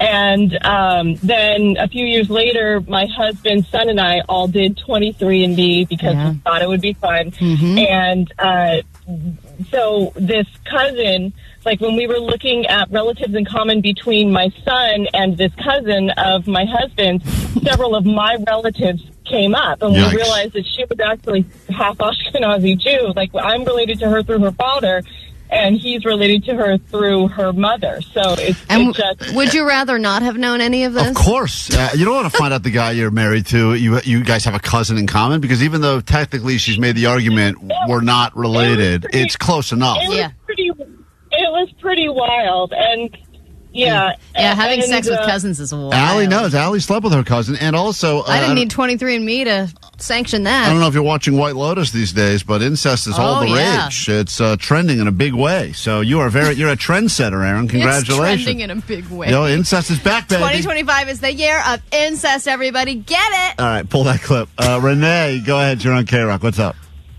Hi, guys. I did the 23andMe because I was adopted, and my husband gave it to me. It turns out that I have a half-sister that is 2 months and 1 week younger than me, and a half-brother who's a mayor in BC, a half-brother that committed suicide. But the kicker is, when my biological dad got my mother pregnant, he dumped her, and then she called Homeland Security or whatever it was back then. He ended up marrying a 14-year-old, and that's how my younger sister is to be. He got deported back to Canada, but she's back in the United States now. Whoa. Yeah. That is Child bride. Jerry. These stories are so wild. Stuff. If you think about this, once again, the idea, if you remember the original commercials, it was all just like, it was like a guy who took the test, and then he realized he was French, and he went out and bought a beret, and he ate a baguette, and he's like, hey, I can finally live my true life. I know, those commercials are not accurate. Yeah, you're not seeing the commercial it should have been, which is this woman discovers she's got a 14-year-old mother or something, whatever that story was. Yes, my father was someone I didn't know and got a 14-year-old girl pregnant. Oh, man. Allie, every single line here, it's like all... I wonder if anyone learned a good thing. I mean, I guess that first woman we talked to that found out she had relatives in Vegas and her dad's not actually dead, that's, I guess, a good story. I think the best thing that could come out from it is like, my great-great-grandfather was on the Mayflower. Yeah, I mean, maybe. Stuff like that, like they were a part of history. Yeah, unfortunately, we're not getting a lot of that. Luna, maybe this is a good story. Luna, do you have a good story you learned from 23andMe? Yeah, well, we learned about it through my cousin, and he got in touch with a half-sibling. He told his who was about my brother's age. My brother is like 35, and at that time, she was maybe like 27. So ended up happening. He told his dad. Dad's like, "Oh well, you can't like tell anybody because it's going to like ruin the family." My cousin ended up telling my brother. My brother ended up doing a 23andMe test. Everything exploded to he was cheating throughout his entire marriage for 36 years. Oh my God, 36 years of infidelity. You got to respect that. Did you Allie. say this was a happy ending? No, I think she's back. We finally found a happy ending. This is from Stephanie. Yes, you have a happy ending? No, not really. I don't think so. So my dad is German, and I've always asked him about his side of the family, and he's just always like been sketchy about it. So one day I was about to do it, and he was just like, "Wait, just stop!" Like he's like, and I was like, "Why does your grandpa not have like any siblings?" And he's just like, "No, just stop." And I was just like, "What?" And he's like, I think I need to tell you before you find out. And I was like, "What?" Like that was really weird. So then he tells me, he's like, "Well, your grandfather and all of them were in the war, and they were with Hitler, and they were Nazis." And I was like, "What the heck?" They were with Hitler. They were like with Hitler. I don't want to go into what side of the war they were on, but they were with Hitler. What? He's like, "Yeah, that's why your grandfather like quit, and he wanted to like, so he like immigrated over here, but he left his siblings, and that's why they never speak because they disown him. They're like, what, you're gonna like..." All right. Well, once again, now I understand why 23andMe couldn't survive. It was just a lot of people. 23andMe has ruined a lot of lives. I mean, we could take these calls all day. We have to move on, though. It's such a gentle way of saying your whole family were Nazis. Here's the thing. Your grandfather picked a side, and he was with Hitler. So you don't need to take the It's test. just with him. Vanessa, pick one of those fine people and give them some tickets to see Ricky Gervais. This is K-Rock.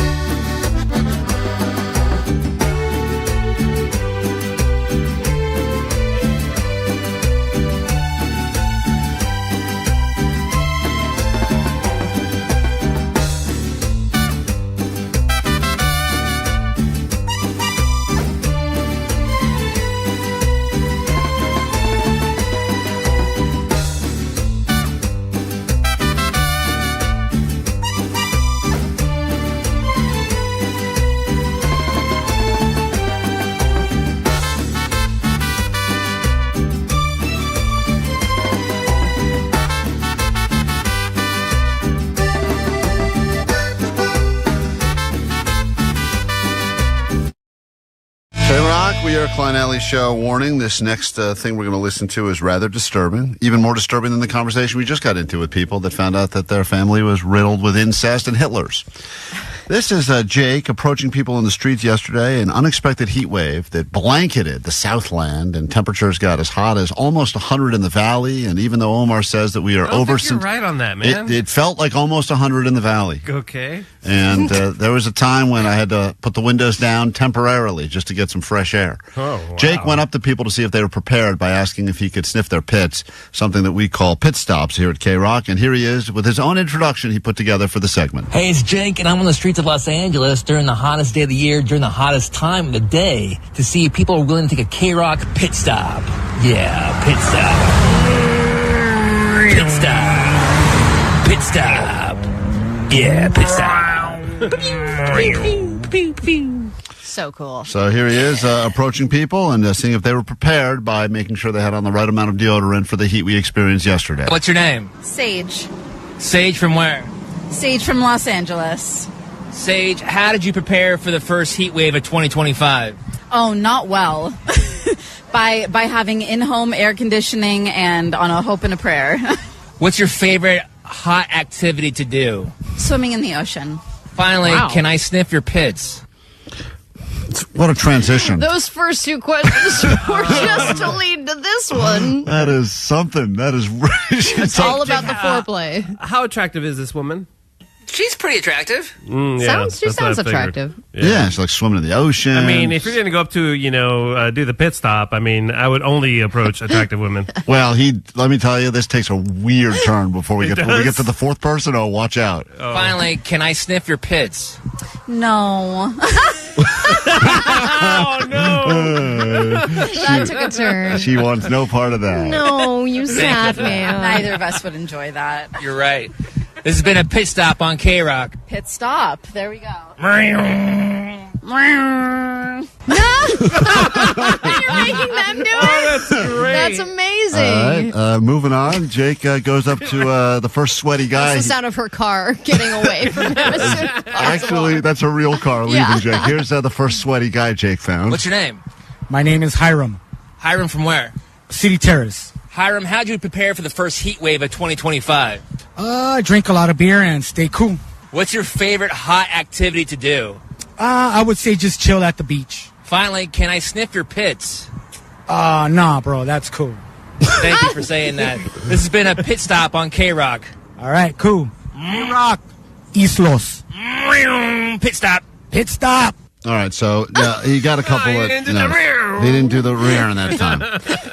Now, Jake did I think he's not. about to get punched. Jake did not only get nosed, though. People started turning around, appreciating the service we're providing to make sure that nothing worse than being with someone that's got some rank BO because they forgot the deodorant up on a hot day. So Jake, once again, finally found some takers. What's your name? Trisha. Trisha, how did you prepare for the first heat wave of 2025? I was not prepared. I was zero prepared. That's why we're doing the pit stop, to make sure people are prepared for the next one, because all of a sudden, one of those days, you forget deodorant, you hope it's not a day where temps are getting close to 100. I thought it was going to be cold. No fans, no heating, cooling towels, nothing. Not prepared. Now I am. What's your favorite hot activity to do? My favorite hot activity to do in a heat wave? Yoga? I would say yoga, yeah. Finally, can I sniff your pits? You asked the same two preliminary questions to everybody, Jake? Yeah. He wants to make them feel comfortable before he... This went well the first 6 times. Right. I guess that. So then, of course, immediately as soon as she talks about yoga and feeling relaxed, he goes with this. Can I sniff your pits? Sure. Wow. Okay. What are my pits? Your armpits. Really? Yeah. Stop. She Is she getting out the mace now? She or? gave him permission and then realized, what are pits? What are pits? Your How do you not- armpits. Oh, God. What they're asking me to do. This is my job. Okay. How much do you get paid? Not enough. How am I? It's decent. Am I good? Yeah, it's decent. Yeah. That's been a pit stop on KROQ. Oh. Thank you. Strange reaction. You think when she gets home, she's like, hey, How was your day? Yeah. I got a pit stop on KROQ. What is that? Well, a guy wanted to sniff my pits. Now, we only have time for one more. I mean, there's a few more he's done here. I feel bad not airing all of them because Jake went through the trouble. But I do want to give you this woman, Joyce, because let me tell you. Joyce's choice. She's got a story, and this is the final pit stop, and also a gentle reminder to make sure you got on deodorant on these hot Southern California days. All right, what's your name? Joyce. Joyce. Now, in the voice alone, it sounds like she is fried inside and out. All right, what's your name? Joyce. Joyce, how did you prepare for the first heat wave of 2025? I went to Ventura and got the hell out of Burbank. I can tell you I prepared for the first heat wave of 1825. That's what it sounds like. Does she have like branches in her hair? I just picture someone kind of living in the forest. Kinda, actually, yes. I got out of Burbank. It was beautiful. Came back. It was too hot. Hopefully we'll get a few more cool days before the real heat of the summer starts. It's funny because she's trying to have a real conversation about the weather, only she doesn't realize in a moment Jake's going to have to ask to sniff her pits. Yeah, I know. This summer is scary. What's it going to be, 120 degrees? What? Last year in Burbank, it had, I think, 115. I can tell already that you're probably getting a whiff off her before you even ask for the sniff. Not looking forward to it. What's your favorite hot activity to do? Go to the beach, get where it's cooler. Finally, can I sniff your pits? Oh, they smell, sure. Oh, God. God, dude. They smell. Sure, like she gets asked this regularly. All right, fine. You too. Come on in. Here we go. This is Jake getting to know Joyce very well. Oh, they smell, sure. Kidding me? I'm sweating to death. Oh, God. Oh man. And he's like ready to go with the sniffer. She's hoping she says no, but she says, come on, get in here. I don't know how much they smell, but they sure are wet.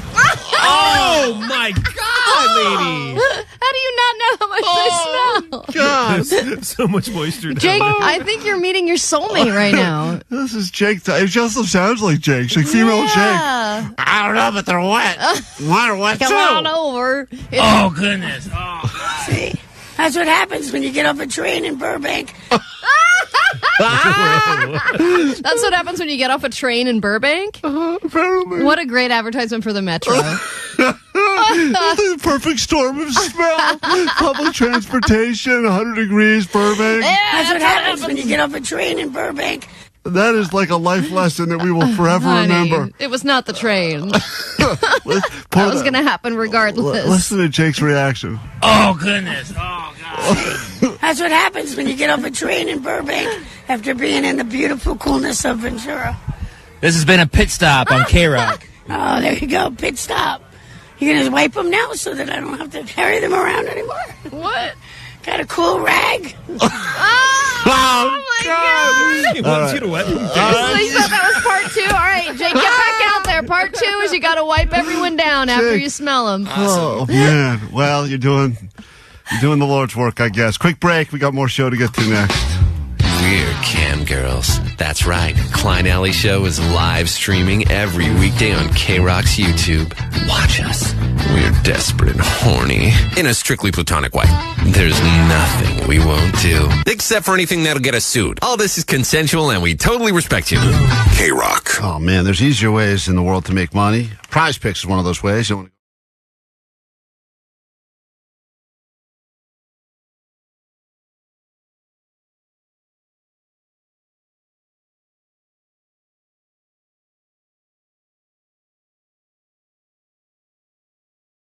KROQ, we are Klein Alley Show. Although currently we are dressed as eagles to celebrate the greatest story to happen in Southern California in some time, the birth of the babies of Jackie and Shadow. Yeah, and I was able to get a really great deal on some highly inflatable eagle costumes just because I don't want Jackie and Shadow to get all the glory. When you think about it, anybody on a live stream can be a bald eagle and get attention, don't you agree? I don't understand what we're attempting to prove here by dressing up. I think this was one giant... you and Vanessa got inside of each other's heads, and you started hyping each other up and saying, oh, it'll be great if we do the show dressed like eagles. I think it's wonderful. Yeah, but... I like it too. Visually, I like it too because I'm not doing it. Right, of course. That's the best part. I tried so desperately this morning to shift this onto someone else. I was like, it'll be just as funny if Jake comes in here dressed like an eagle. No, he can't fit in this costume. But we're going to attempt to, I guess, feed each other now. Well, yeah, because like I said, the big story yesterday was that they did their first feeding, and obviously it's fascinating. I mean, Omar, you've been gripped by this, right? Oh, yeah, You're one I of love the it to death. 80,000 people that have been watching Jackie and Shadow and seeing how their eaglets' lives are starting out. So why can't we get in on some of that attention? I guess we realized that, God damn, I hate this thing. This is so loud. What I realized is that people are obsessed with watching cams of eagles, and since our YouTube, live YouTube is kind of new, what could we do to maybe steal some eyeballs away from the much more popular eagle cam? And we decided rather than just be a better version of a radio show, which is impossible, we tried, let's just maybe dress like eagles, and maybe we get some confused really slow adults that actually check out this stream and think that they're looking at the Jackie and Shadow Well, cam. some of the immediate comments on the YouTube live stream are that Klein's nose still somehow looks better than the costume's eagle nose. Thank you. I'll take that as a win for me. So do you want to share some of this beef stick as a nice breakfast? So I guess what we were going to attempt to do right now is recreate eagles feeding each other, because that is the thing that everyone's gone nuts about. If you haven't seen it yet, you're not yet watching the live Big Bear cam. But everyone thinks it's the greatest thing ever. In fact, I can't even play this audio because I can't even see my... I think I can get it. could you have bought louder costumes, Allie? Or were there louder ones available? Look, there was another one that was really, really good, but it was like $200. And these ones were $37. Well, you got everything you paid for here. Okay, hold on a second. If you are wondering why it sounds different in here, it's because we are currently encased in eagle suits. And in a moment, we are going to attempt to feed each other. And I believe the meal this morning is a beef stick of some variety. Johnny, while you're here, can you please open up the beef stick, because I can't open it myself with my wings? Allie, I think we should let Allie try to open it up, because this was her idea from the very beginning. Let's let her... Well, and I also have a lot of respect for these eagles, because it is hard to do things without hands. Yeah, do it your mouth. Put the mask on the right way. Well, I can't bite on it. Yeah, Allie's all ass backwards with her whole costume. Okay. And her face is coming out of the neck. Yeah, it's a terrible... Enough about my neck! The costume cannot accommodate Allie's giant long neck. If you are wondering what this monstrosity looks like, you can head over to YouTube. Johnny, open that up for Allie. What are you doing? No, I want Allie to try to open. Oh my God! It's a much funnier segment. Allie tries to open things in an eagle suit, because the reality of this is that it wasn't really that well thought out. I think they just got so excited about the eagle costumes that we just assumed the rest would figure itself out. Oh my God, I think I got it. And it clearly has not. So, yes! All right. So for anyone who's enjoying watching eagles do things, which apparently happens once a year around birthing season, maybe, just maybe, you'll enjoy this. Allie's going to I'm going to go over there. Stick it up, and we're going to attempt to feed each other, baby bird style, mouth to mouth. This is a live feeding, which apparently is all the rage these days on the cams. So take this, real eagles. Hold on. Allie and I are going to attempt. Klein's stuck. I'm trapped. Hold on. Oh my God. This looks like some sort of weird porn. I got this stick in my mouth, guys. We just did a very successful and unsuccessful live feeding. Oh, that beef tastes like cigarettes. Were you smoking again? You know what's funny about this dumb bit is that Allie thought this had enough legs to do once every hour. She goes, we'll start every hour with a live feeding. And I said, I think if we do this once on the air, it'll be more than enough. Look, I also said we should wear these the entire show. Right, that was another big mistake.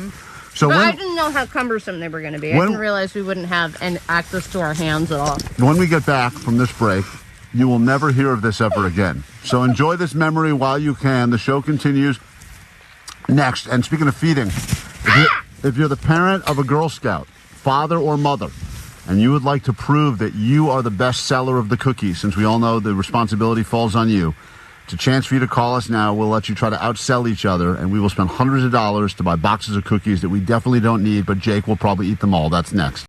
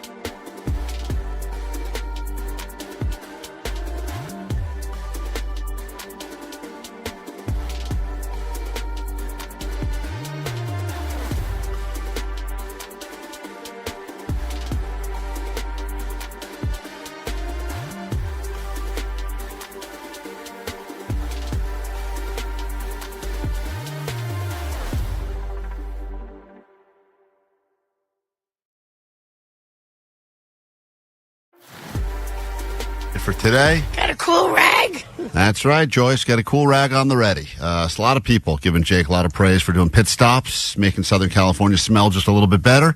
Having a terrible day this morning. This is 562. I was having a rough morning. That pit stop just turned it around. This may be my new favorite segment. LMFAO, dying at my desk right now, says 831.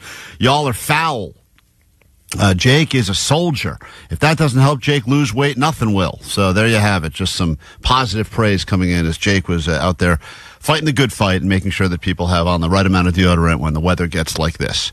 Let's get into your news now. Then we'll get into a brand new hour of the show. If you need us, phones open, text line open, 800-520-1067. You'll need those numbers to win from us later this morning. But first, your news. Grab your Adderall. It's time for ADD News. So I did not realize how impossible the odds are that you will get a perfect March Madness bracket. I was reading up on this last night. Had no idea that it's never happened and that the odds of correctly predicting all the games is 1 in 9.2 quintillion. Yeah, that's right.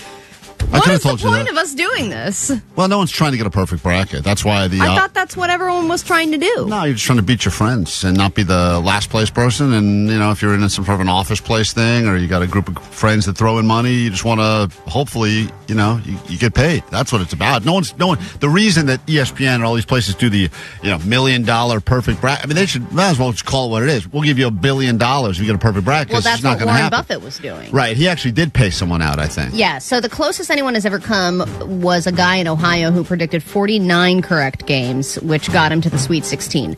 This year, they were all busted by the second round, but Warren Buffett did pay out his first March Madness bracket prize. He gave one of his employees $1 million, and he had to change the rules because, like I said, it's impossible to win. He was originally going to give $1 billion to the perfect bracket, and every year no one would do it. Then he made it so you just had to get 30 of the first 32 games correct in order to win $1 million, and somebody finally got it. And then easier. I guess some of the other people who were like runners-up each got $100,000. I would think that I wouldn't know how to do this. I'm not smart enough, and I know it's the same people that claim that if you are able to game the lottery by putting together enough combinations where you're covered on all fronts. But I would think that with AI and everything else, you would be able to generate a bunch of different combinations that would cover your ass. Maybe not every possible combination, but enough that it would be.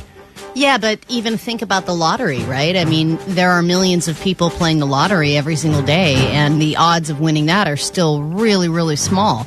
And even those if odds are way better than this. Than way the perfect, better. Yeah, perfect even bracket. if every person on the planet made a ton of brackets, there would still not be. I mean, 1 in 9.2 quintillion? Yeah.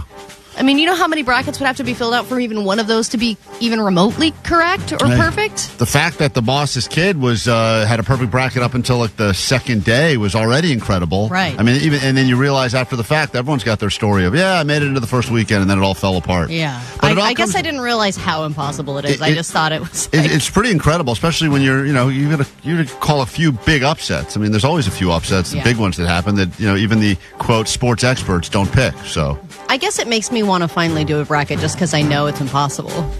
Well, you should do it right now. It's much easier now. Oh yeah, I would moving love that. forward. I bet you still would do terrible. I probably would. All right, think of how many things are stolen that you'll never get back, never see again. Think about a time that maybe you were caught with drugs or with paraphernalia. What did you do with your stash when you were caught? How did you hide it? Because there's a guy who robbed some diamond earrings, and when he got caught, he did something very interesting to try and hide them. Well, you got to go in one hole, north or south. You got to decide. You go in Canada or Mexico. Yeah, so this guy decided to eat $800,000 worth of diamonds. You in Canada. And they found out, and they found them. 5 diamond earrings have made their way through a man's stomach, and tonight they're back at the jewelry store. Oh, my God. They better tell you that before you buy them. Jesus Christ. I mean, it's got to be a huge discount on those. Yeah, right? Totally. I mean, $800,000 worth of diamonds, right? I mean, you still have to get some good money for that. The jewelers are always trying to negotiate with you. Be like, all right, I got a good deal here. There's something I have to tell you, though. A man crapped them out today. But 20%, But friend. for you, good deal. Yeah. Jason Glider is accused of stealing those diamonds from a Tiffany store in Orlando. And when he was caught, he allegedly swallowed them. Fox 35's Kelsey Cairns is joining us live tonight from the Orange County Jail. Kelsey, it took a lot of vigilant staff members there to ensure these diamonds were recovered. After the diamonds were expelled from the system, we were able to bring the diamonds to Tiffany's where they were cleaned and where their master jeweler looked at the inscription or serial numbers on the diamonds and confirmed they were the very diamonds that were stolen on the 26th. So these diamonds are 3 carat and pieces of carats as well. I don't care what kind of master jeweler that guy is. There is no cleaning those diamonds enough. Oh my God, I know. They're like, here you go, master jeweler, and he was like, this is my job now. Yeah. Yeah, I went to school for gemology. I got to wear one of those stupid little, whatever those binocular things are on my eyes, whatever those things are called. And now I got to go ahead and clean crap off of this diamond. This guy crapped out. Those things got to go right in the trash. I mean, I'm also like, did he crap them out? I guess that's the only way to get him out, right? I guess they could have maybe given him something to make him throw them up. Those are the two options. Stomach, right? Yeah. Yeah, they could have gone C-section style. All they did was say expelled from his body. I'd want to know. I think I'd want to know. I'd have to know. I'd have more details. I mean, I would buy him if they came out the poop shoot, just because it's an entertaining story. Oh, yeah. I mean, it's like the anal's hat. Yeah. That's a poop diamond. That's worth more to some people. Yeah. Well, move over, blood diamond. It's a poop diamond. What this guy did? All right. DoorDash has truly solidified our need for instant gratification, and now they are making it even easier for you to get things in an instant and not even pay for them until later. This is dangerous territory.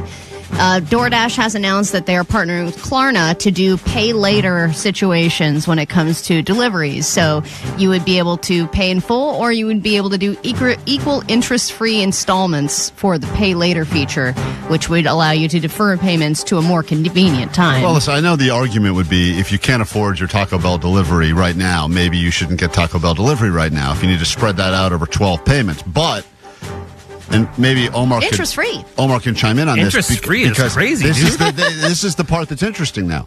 If you are one of these people that is actually smart with your money and you say, I could spend $5 now to send myself a sandwich, or I could, break that up into 50-cent payments over the next, 12 months, interest-free, and that money could be earning me money in the stock market or earning me money in crypto, then maybe that is a smarter move. I mean, but it is just $5, though. It's just so much work. $5 is going to make you like $1 in 12 months. Yeah, I get it, but that's how people think. Well, I think that if you are... Like, if you buy a bunch of things and you just always do pay later, and then you look at your bill and you're like, man, I owe $30 a month because of binge eating. Yeah, I think I just paid off that Peloton I got at the beginning of COVID. Oh, really? Yeah, and I was annoying. Like, I should have just paid for that at the time. Paid it off just in time for you to sell it. I'm already trying to sell it. I can't. No one wants Nobody wants it. Let's get into a brand new hour of the show. Let's do that right now. Klein Alley Show. 106.7 KROQ FM in HD Pasadena, Los Angeles, Orange County.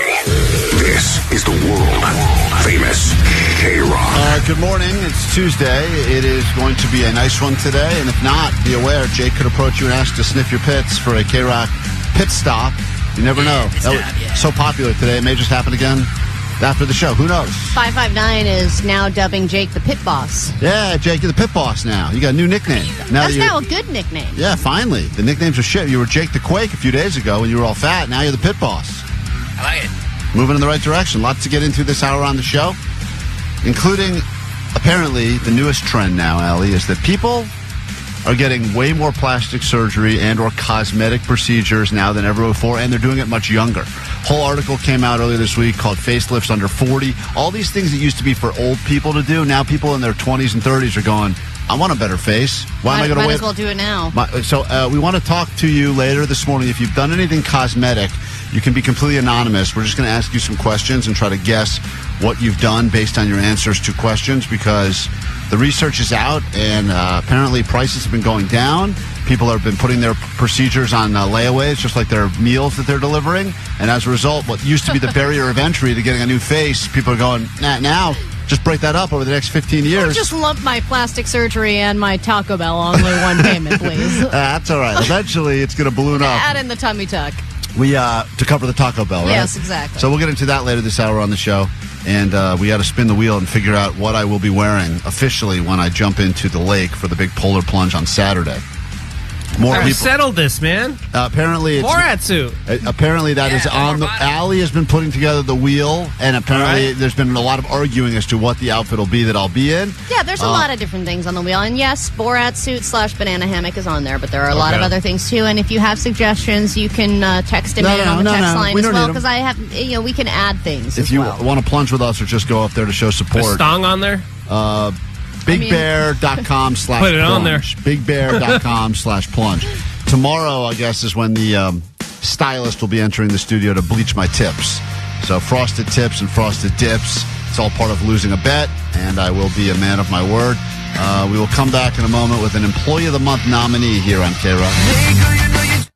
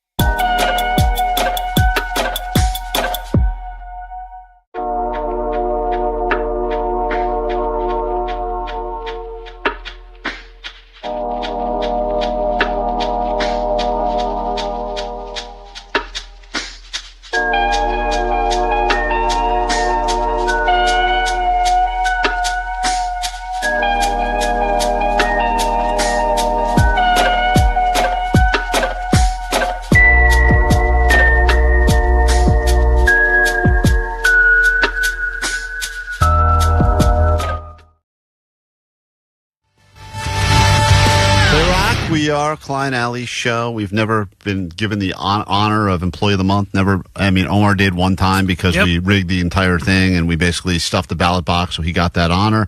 We've never been given that award, and we assumed eventually they would just run out of other employees to give it to. They'd have to give it to us eventually, and rather than do that, they just got rid of the entire Employee of the Month award. Like, it was down to, I think we were the only people left that had not received the Employee of the Month, and instead we go, finally, it's our time. They've already given it to some people here 4 or 5 times. Yes. And then they go, you know what? We've made an announcement to make about our Employee of the Month situation. And we're like, finally, it's our time to shine. And they go, we were getting rid of it. Well, like, they changed it so that it's like a quarterly thing. And even now, the same people are winning it. Right. It's unbelievable. And I don't know why they don't have to come to work, because all of the spots that are reserved for them are always empty. I know. Every single parking spot that goes to the Employee of the Month parking only is just sitting there, because those Employees of the Month are such good employees that apparently they're working from home all the time. They're always off. Here we are sitting around like suckers, parking in regular generic spots. Stealing each other's. We are not necessarily worthy of winning an Employee of the Month award, but if you do a job and you do above and beyond what you're supposed to do, so much so that you make the news, you better believe you could be our next Klein Alley Show Employee of the Month.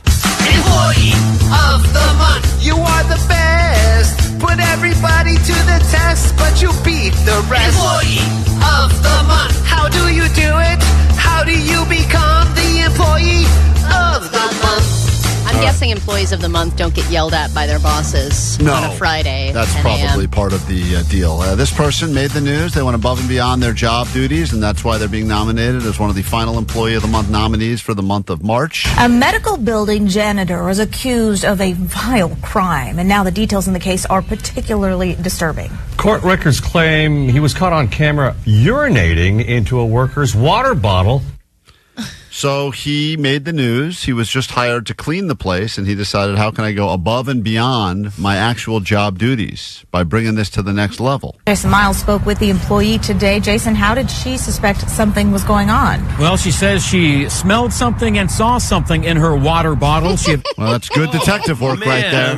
That is strong I've not detective only seen work. it, I've smelled it. Saw something in her water bottle. She eventually decided to set up a spy camera at her desk in the building you see behind me, and that's the evidence that led to the janitor's arrest. Take a look at him. He's identified as 50-year-old Lucio Diaz, currently charged with both indecent assault and aggravated assault with a deadly weapon. What? What's the deadly weapon? It was probably one of those really hard water bottles, I would imagine, right? Okay. Yeah, one of those ones, one of those trendy ones that everyone plays, the Stanley Cups. Those things are hard. How do we know that this is ill intention? I mean, Ill intention? What are the other intentions, Allie? How can you defend a what man? if the guy just had to pee? Just had to go to the bathroom, couldn't make it to a bathroom, found a water bottle, and went to, and then much so. Haven't you done that a million times? Never done that. I've done it to my own water bottle. What if I'm driving or something like that? Yeah, sure. Maybe he did that and then just kept cleaning and forgot. Diaz accused of putting his private part into the alleged victim's water bottle, which she caught after installing a spy cam at her desk. So there you go. Congratulations, Luis Diaz, for being nominated as the Employee of the Month, making the news for going above and beyond your initial job details. And it's going to be tough to get another job after this, but when you tell people that you were a nominee in Klein Alley Show's Employee of the Month, that's all they're going to see, the big Employee of the Month letters. And they're going to go, this guy deserves another shot. Man, the things that we're catching on spy cams these days, huh? It's unbelievable. We take a super quick break. When we get back, here's the question for you. No judgment. We live in Southern California. We get it. What is a cosmetic surgery you have done to yourself? You don't have to tell us your name. We're just going to ask you some questions and try to figure out if, based on some basic information about you, we can figure out what you have done. Call now, 800-520-1067. From a group of people that all look like the before in a cosmetic surgery ad. We'd love to hear from you, and we'll get to that after this on KROQ. Welcome to the show! Every hour from 9 to 6, step up to the plate for a KROQ Grand Slam. Knock it out of the park and score a pair of tickets for Magic Mountain and Knott's Berry Farm. There's the pitch. Hit a home run and instantly get your name on the draft list for a chance to get a Grand Slam. A 4-pack of 2025 gold passes with an all-parks passport. A Major League victory, giving you unlimited visits all season long to all Six Flags parks. Keep listening to win. Welcome back to Major League Baseball. Sort of. KROQ. Not a winner? Score the most thrilling deals on tickets and passes when you visit sixflags.com or Knotts.com today. Hey, anyone know how to play this thing? For years, we've said that Postmaster Johnny is the Riz Master. He's got charisma. He's good with the ladies. He gets hit on quite a bit. And even people that work here in the building will violate any sort of HR code just to hit on Johnny for a chance to potentially get in the pants of that Postmaster Johnny. And all the horny sales ladies love to dress him up. They love for the holidays. Did you see that Elf on a Shelf video that they did? No. Oh, man. It is a doozy. It's Johnny in a little elf costume. It does seem like every time we need to do anything, one of the horny salespeople is like, let's get Johnny in a Speedo. Come on, put on these...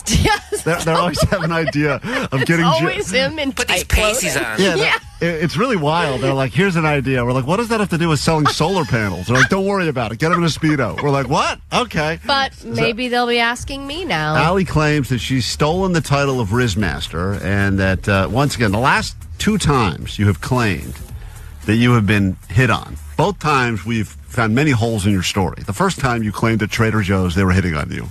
They were hitting on me, and then there was another sandwich place where it was happening too with this woman, and she kept looking at me. And Trader Joe's... These are all places where you're getting served. It's customer service, Allie. Oh, come on. Customer service is dead, and you know it. Yeah, and let me say something about Trader Joe's was so offended that you went on the radio and claimed that you were getting hit on by them, that they felt the need to put up a giant billboard. They did not put that up for me. It literally said, service so good, you'll think we're flirting with you. You'll think we're flirting with you. But they wanted to make but you're not. very clear that they were not flirting with you. All right, well. And then there was a time you claimed you were driving down the street and a Los Angeles Laker was hitting on you because a guy in a purple car gestured at you as he drove by. With really expensive chains on. Right. Got it. So he was doing that nod thing where he was like trying to come up next to me on the right, then on the left, and he was like trying to make sure he couldn't lose me because he didn't want me to get away. I was the one. And then there was the time Allie claimed that when she went to Colorado and went to a Walmart there, she felt that she was an 8 because compared to the other people I said 10, you guys downgraded it. Right. She claimed that she was a Colorado Walmart 8 or 10 because compared to the people that would shop because at a Walmart we don't know. on Christmas Day, Allie was better than a lot of the others. But this time, here we go. I was in a place where I believe hot people thrive. A coastal town called Monterey, one of the first developed cities in the state of California. Obviously a historic place, a place tourists like to go. People like to have less clothing on there because it's a beach town. And I was hot and getting hit on all night at several bars, just one. You were at this is on the coast, Monterey. Isn't there all the sea life there? Are you comparing yourself to sea lions? No. Okay, because if you are, I would agree you're a 6 compared to sea lions. No, I'm not. Wow, you're being generous. Guys, God damn it. It was not at the animals. I was not at the aquarium. I was at a bar on New Year's Eve. Allie goes, I'm an aquarium 6 compared to some of the fish compared there. To that dying eel.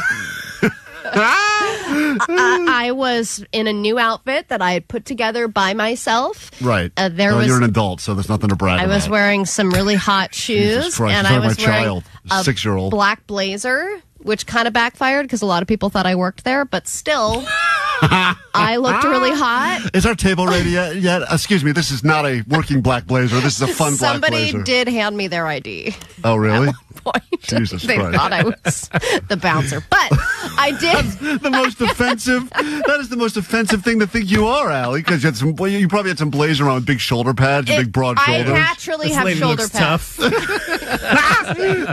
thought you were my flag football team. Here, just keep it. I probably thought Allie was a member of Hell's Angels. I don't want any problems. Don't make me take this off. Hey. They probably called you Tiny, like one of those big people that has a little name. No, there was a guy. First of all, a guy was like, "Wow, you look good. You must have just come from a work convention." And I was like, "Well, thank you so much. That's really nice of you to say. I'm actually just out in this outfit for the night." And he was like, Hold "Wow." on. A guy used the pickup line, "You look good. You must have just come from a work convention." Yeah, because I looked so hot. Like I was like work hot. What are you talking about? Because I had the blazer on. Work hot is not hot. Yes, it is. No, it's not. Yeah, it's like power lesbian status, when it's like, ooh, she's probably like a lawyer. He did ask me if I'm a lawyer, and I said no. But he was trying to make conversation with me, okay? It was just a line he was using. And then how wasted was this guy? He was really wasted, and then later on, I got hit on by more guys that had even worse lines. One guy walked up to me and he said, "Other than sports, what's your favorite song?" Oh, man. That was his pickup line Wait, to Allie, me. this was New Year's Eve? This was New Year's Eve? Yeah. Okay, so this is because when people... as it got closer to midnight, more and more guys were stopping by the table just to check in. Right. Hey, do you want to make out? Hey, are you from here? But everyone was like, you must not be from here because you just look so out of place because you're so beautiful. That's what I was getting. It was getting closer to midnight, so guys were going like, nothing else is working out. Let's just try to hit on that bouncer with the blazer. Some guys say you want to make out.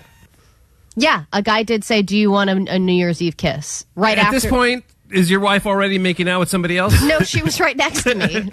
What? Yeah. Yes, she was. Yeah. So they were like, oh, you're clearly not together because your wife is so much above your grade, right? She was wearing a different blazer, guys. Oh, no. Keep up. Look like a lesbian magician team that's waiting to start performing. Wow, yeah. We had said we were married, and then he said, okay, so do you guys still want to make out at New Year's? And I was like, no.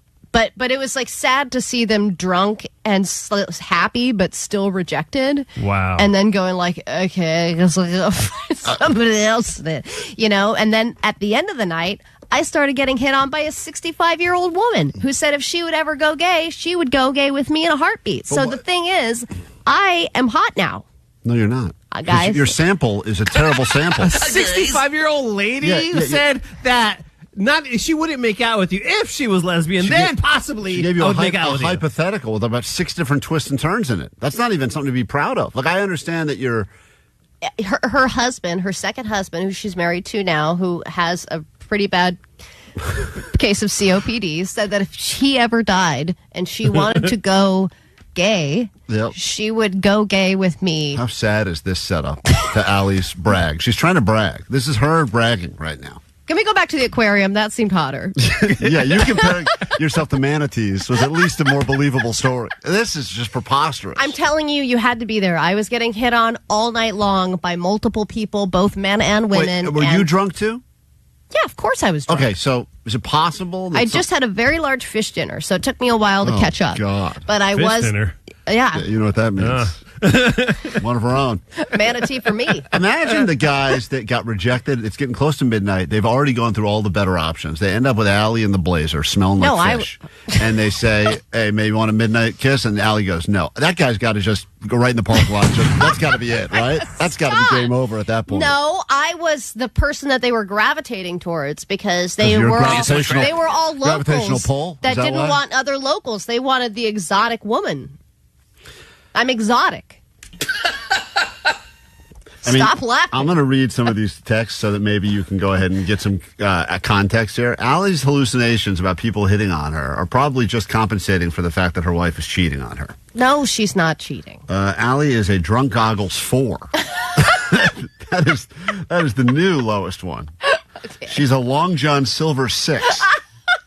Now that's a fish dinner. Did Allie get her blazer at the Men's Warehouse? Because they have a guarantee she can get her money back. That's an interesting question as well. No. I'm keeping the vest. I'm keeping the blazer. I'm keeping all of it. Put on that outfit tomorrow, because we got cameras now. Wear it in here. And let me see. I'll show you a picture of it right now. Oh, okay. Here we go. Hold on. Hold this up so everyone watching on the YouTube can enjoy as well. Okay. This is Allie's New Year's Eve fit, and she said it was great. And sometimes, listen, I had a shirt for a while. I was convinced when I wore this shirt. It's not a very good. Oh my God, Allie! Does she look like she's in Miami Vice or something? No, she looks like a disgruntled real estate agent.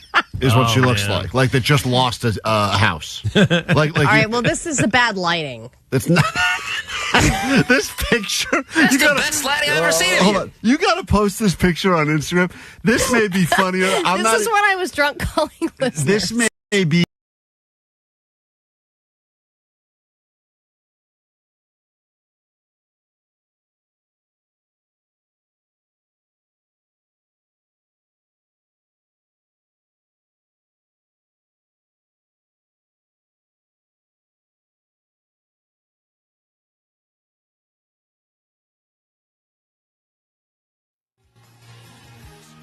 We are Klein Alley Show. Thanks for hanging out. In about 20 minutes, get you into some KROQ Grand Slam action. Tickets to not one, but 2 different theme parks in Southern California. Magic Mountain, Knott's Berry Farm. Both tickets will be yours. 4 in total, 2 for each park. That's coming up starting at 9 and happening all day right here on KROQ. There's no shortage of people on the phone now that claim that they have had cosmetic surgery. Elective cosmetic surgery. Things that they didn't necessarily have to do, but chose to do because they wanted to feel better about themselves. I have no judgment as it pertains. If you look like me, you want every possible advantage you can get. And if you have the ability to know a doctor, have a relationship, have some money. Or you could just accept your appearance for how it is and love yourself. You could do that. But also, if you think you're going to feel better about yourself by doing something, who's to judge? Right? No, I don't want to judge, that. but I also think it's encouraging to, just accept, hey, my nose is the way that it is. And you're one of the few people who have gotten a nose job and not told them to alter anything. That's right. The guy, they kept asking me. He said, I want it as is, baby. I said, I just want to breathe. He goes, we can make it look better. I said, no. I refuse. They even asked me, they even woke me up during it. They said, are you sure you don't want us to make it look better? Shave a couple inches off? This is literally one of the worst noses we've ever seen. And I said, nah, it's okay. Just make me breathe. And somehow I can't breathe still. I know. They somehow made it worse. And then you had to go through the recovery process, and everyone had to go, should we tell them that the nose job didn't work? Yeah, I know. Everyone's going, I thought you were getting a nose job. I said, well, they were trying to make me breathe better because I can't breathe. And they go, but why didn't they fix what it looks like? And I said, yeah, I know. Thanks for bringing that up. I guess I could have gone that way as well. Yeah. I was thinking the only thing I would ever have is like a breast evening. Where they would give you like one implant, I guess, to balance you out? Yeah. So that would be your go-to cosmetic surgery of choice? If you could have any surgery at all. If someone said, Allie, pro bono, there's a lot of things we could do. Maybe a forehead reduction, maybe a neck slimming. They don't have forehead reductions. Oh, they don't? No, I've looked. Someone should make that. I would do an ankle thinning. Shave your ankles down for or sure. I think now that I think about it, I'd just do a full-on leg swap. I don't think they have that ability yet. Maybe with like a pig or something. I don't know, but I wore shorts for the first time over the weekend, and it is woof. All right, so we get it. I understand why people would feel driven to want to change their physical appearance. But anyway, love yourself. Yeah, love yourself, but just not if you're Allie in shorts in front of a mirror.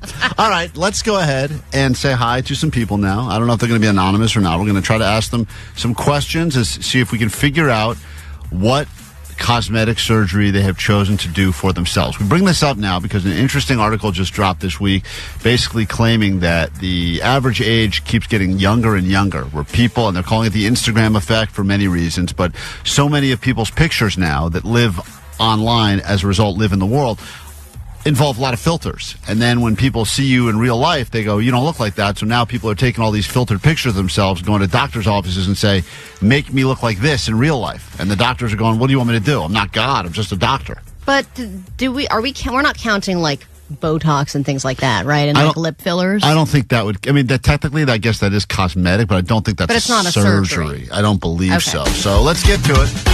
See if we're any good at figuring out people and what they've done based on getting to know a little bit about them. Let's say hi to Jasmine. Hello, Jasmine. Good morning and welcome to KROQ. How goes it? Hi. Oh, my God. Sweet Divots. Sweet Divots. Thank you in advance for agreeing to come on with us. I know this can be a very personal topic for some, but we want to try to figure out what you have done. Don't give anything away too much. We're going to ask you some questions. First of all, how old are you?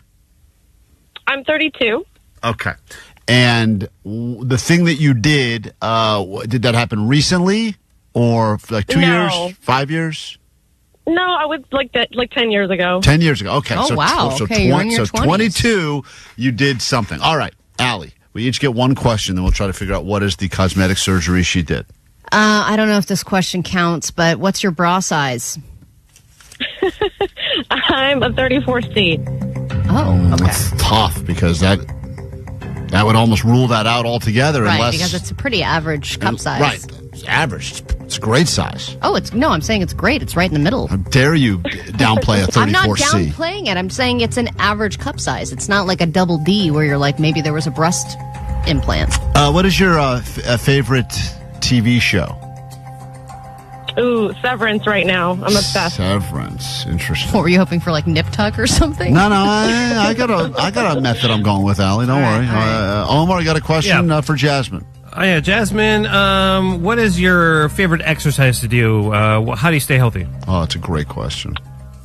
Yeah, I like to hike when the weather permits, obviously. But yeah, hiking. Hiking.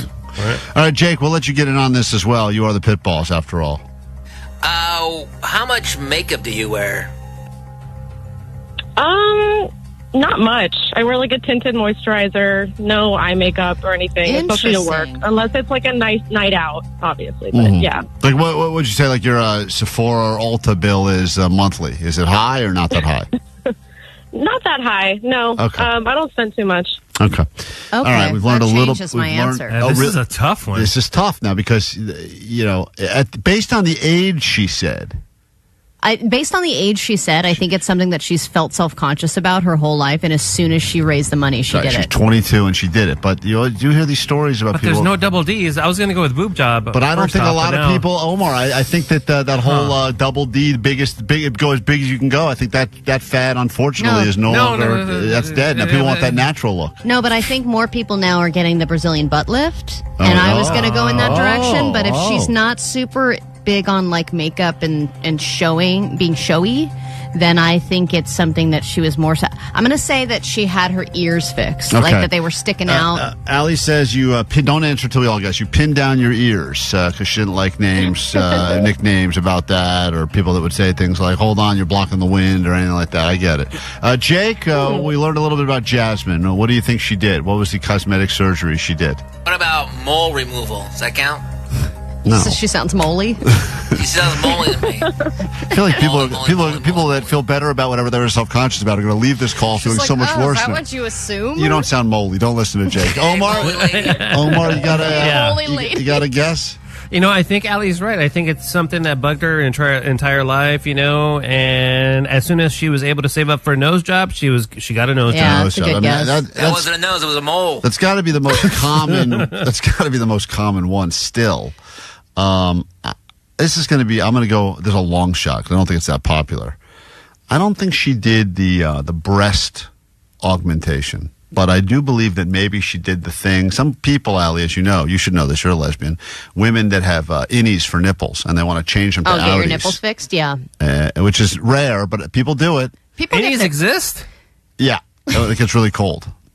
Or the opposite. If it gets really hot, excuse me. All right. Did any of us get it right? Don't say who. But do you have nipple innies? Don't answer that. Jasmine, are any of us exactly right? No. Oh, man. All right. At 22 years old, proving the theory that people are doing cosmetic surgeries younger and younger, what did you choose to do to yourself? I got a boob job. Whoa. What? Oh, I was thinking. Should have gone bigger. No, Omar, don't. What? So were you? I wanted to be natural. Yeah. Okay, so you got a breast reduction then? No, I was completely flat-chested. Oh, And I was wow. just waiting for them to come in, and they never came. So I wanted it to be natural. I'm short and petite, so didn't want to go crazy with it. But Yeah, I'm glad you got C's. That's Do you a regret good it? choice.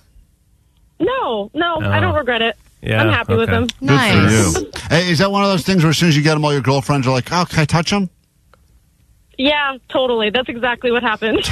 Really? To make it all perfect. What the heck? I know that's the best part about anytime my wife's friend, one of her friends have gotten a boob job, she's like, oh my God, I touched them. They felt so real. I'm like, this is Did the you get greatest. to touch them too? No, I asked that. I don't get to. I can tell if they're real.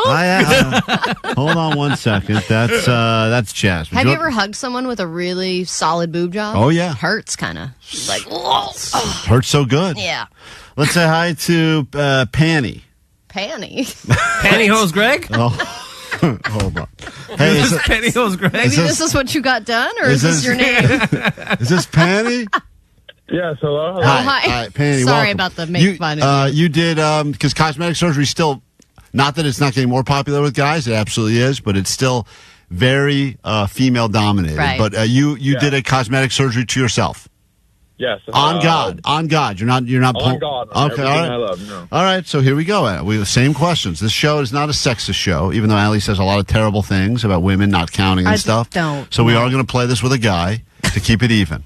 Women do count. Pull the clip. No one's going to pull that clip. Boom. We have the Women clip. are equal and very appreciated. That's not a clip you've ever set before. In fact, edit those later to make them sound terrible. All right, Penny, here's what we're going to do. We each get a panty, excuse me. We're each going to get... Too much got enough name surgery. Still thinking about nipples. All right, let's get to it now. We each get one question, try to figure out what cosmetic surgery you do. How old are you currently? 43. All right, and when did you do whatever surgery you did? 2013. Oh, okay. Oh, wow. Okay, so also about 10 years ago plus. So he was in his young 30s when he did this. Okay, so my question is, how tall are you? 6'4". Whoa. Oh, he went got those legs. Yeah. Got his legs stretched out. No, I was man. 5'1". The guy used to be a shorty. That's like a big ordeal and really very painful, Very painful. recovery. It's worth it to be 6'4". Yeah, you got to go. You can't even do that in America. I don't think it's allowed here. You got to go somewhere else to get that done, that leg lengthening surgery. Jake, you got a question for Panny? Yeah, is your father bald? Oh. No.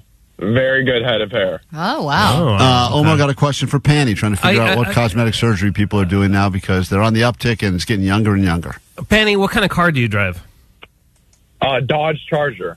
Oh, whoa, okay. interesting. Definitely got a penis implant. Yep, that's what I was going to guess. I don't know if you need one at 6'4".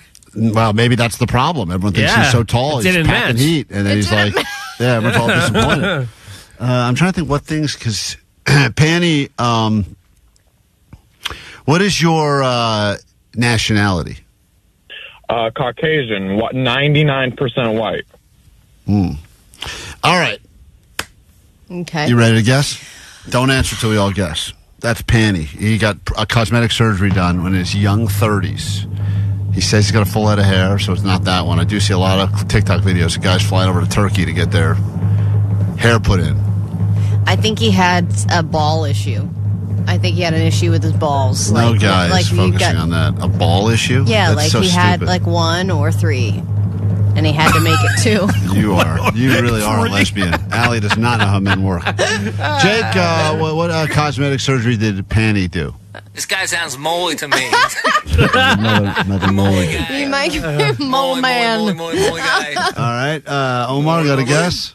You know, Penny, to me, I mean, he's 6'4". He sounds like he's in good shape, and he, drives a pretty showy car. I think he's a bit of a hey, look at me guy. I think he got those pecs installed in his chest. So funny. I was thinking the calf implants for some reason. Oh man, that's a huge one too feel for dudes. I feel like I don't know what it is, and maybe I'm wrong, and I just don't understand what women find attractive, or maybe it's a gay guy thing. But there's something with guys that feel like they have like little tiny toothpick legs, and it freaks them out. So they get these calf implants, where they basically put like, boob implants right in their legs, Allie. So they get like old man calves? So they get like Popeye. They kind of look like Popeye with their calves. So weird. Are any of us right, Panny? Come on, Molly. No. Oh, man, we're not good at this. Are you insulted? How do you feel about yourself now? Panny, what cosmetic surgery did you do? So this may be from left field, but in 2013, back when I went to Brazil, I had a Brazilian butt lift. You did? What? Wow. No way. Cool. That's great. You can just do those, because in Brazil, those are just called regular hair butt lifts, and they're like available everywhere They're for cheap? called regular hair It's butt a lifts. lot more. There's a lot more places that recommend and offer it out there. Are Wow, you? Do you mind me asking? Are you a gay dude? Oh, absolutely. Yeah. Okay. All right, fair enough. And how much did it cost? It was around only like $2,000. Wow, and That's totally it? worth it? Oh, absolutely. I went from Fat Stanley to Fanny with the panty, Wow. I don't know what any of that means, but I don't know, but his name's Panty, so Hey, now he's Fanny with the panty. good for you. That's unbelievable. Cool. $2,000. What would that cost here in America? Just out of curiosity, same surgery. Probably around like $11,000. Whoa. Damn. Good for you. A lot more. All right, well, there you go, Allie. We learned. There's 2 people we talked to, both in their basically 20s, 30s, that did boob jobs and butt jobs. And that's what the world is all based on, right? Yeah, go Panty. It's KROQ, Klein Alley Show.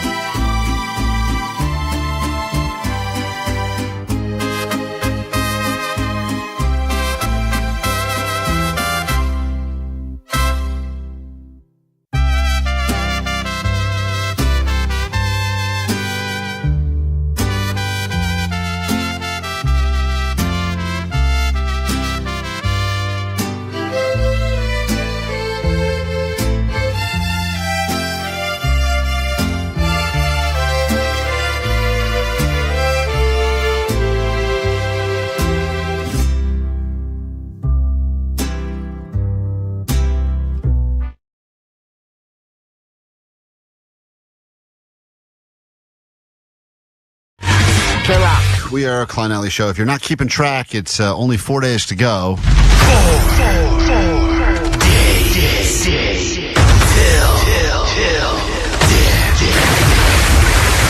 days until dip, when I am forced to jump into Big Bear Lake with my frosted tips and frosted dips and potentially pierced nips. We'll be heading up to Big Bear. Love you to join us, raise some money for a good cause, or just hang out and spend Saturday up at Big Bear Lake together. You know, somebody who reached out to me and said she's very interested in doing the polar plunge right alongside you, our very own Secondhand Cindy.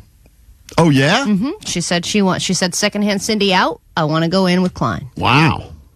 That lake just got a lot filthier. I know. Huh? I'm excited about that. It's going to be great. She loves Big Bear. People are not being super supportive on the goat line, understandably. Hey, Klein. There you are again complaining. Dude, last year when Jake had to do the thing with the wrap on his car, he didn't bitch at all, and he had more to lose. He did bitch. He lost a whole relationship. Jake did bitch a lot. He had that girlfriend that hated him, and that girlfriend that hated him. So she already hated him. I understand there's a lot of people now that are leaving messages, and many of them are just being critical, saying that I'm bitching about this too much. I'm doing everything I have to do. I'm doing. I know you're going to spin the wheel later this morning. You're bitching about it because you're a bitch boy. No, because you guys keep changing the rules. That's not what we're doing? Yes. You're the one who brought up the nipple thing, pissing your nips. I did not say anything about pinching my nips. Piercing your nips. Yeah, thank you. Get it straight. Yeah, so I'll get you a nipple, that's though. on you, man. Hold on. This person said that they are willing to contribute money. They want to see me pierce my nips. How much money do we have to raise for that to happen? $5,000. $5,000. Are we anywhere near that number? We got a little ways to go. Okay, great. Need a couple grand. But if most people listening here just would submit $1, we'd be there like in a half hour. Let's make like a Sarah McLachlan style commercial for just $1. Yes. You can get. This guy's got a caveat. He will donate money, though. A message for Klein and for Jake. First of all, I wish I could make it to the Big Bear polar plunge, but I'm scared of driving up mountains. So unless, Klein, you're willing to give me a ride along with Jake, in which case I will donate $100. No. I'm not. Come on. Dude, $100 just for Klein to go up with Jake and another random guy? Great. I'm gonna give this guy a ride and... Dude, do it for the specials. Yeah. Which I was going to use. Do it for the specials? Yeah. That's not the catchphrase Raise of this. money for the Which I was specials. going to use for my travel budget to the Special Olympics Fund, and I'll also chip in for gas as well. So if that sounds appealing to you, let me know.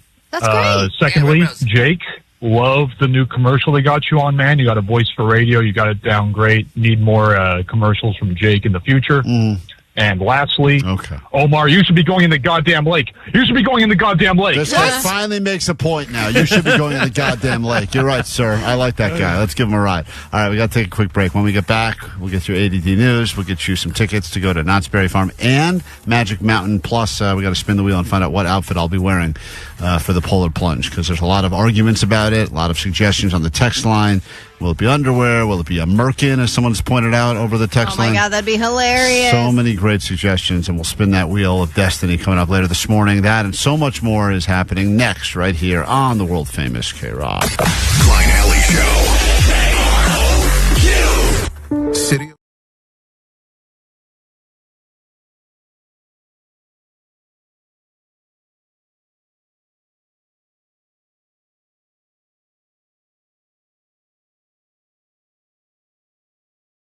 Yeah, I would like people to join me on this. It's not going to be fun. I already know that much, and I will be humiliated, understandably, but I did lose the forced resolution because I was unable to continue to lose a pound a week.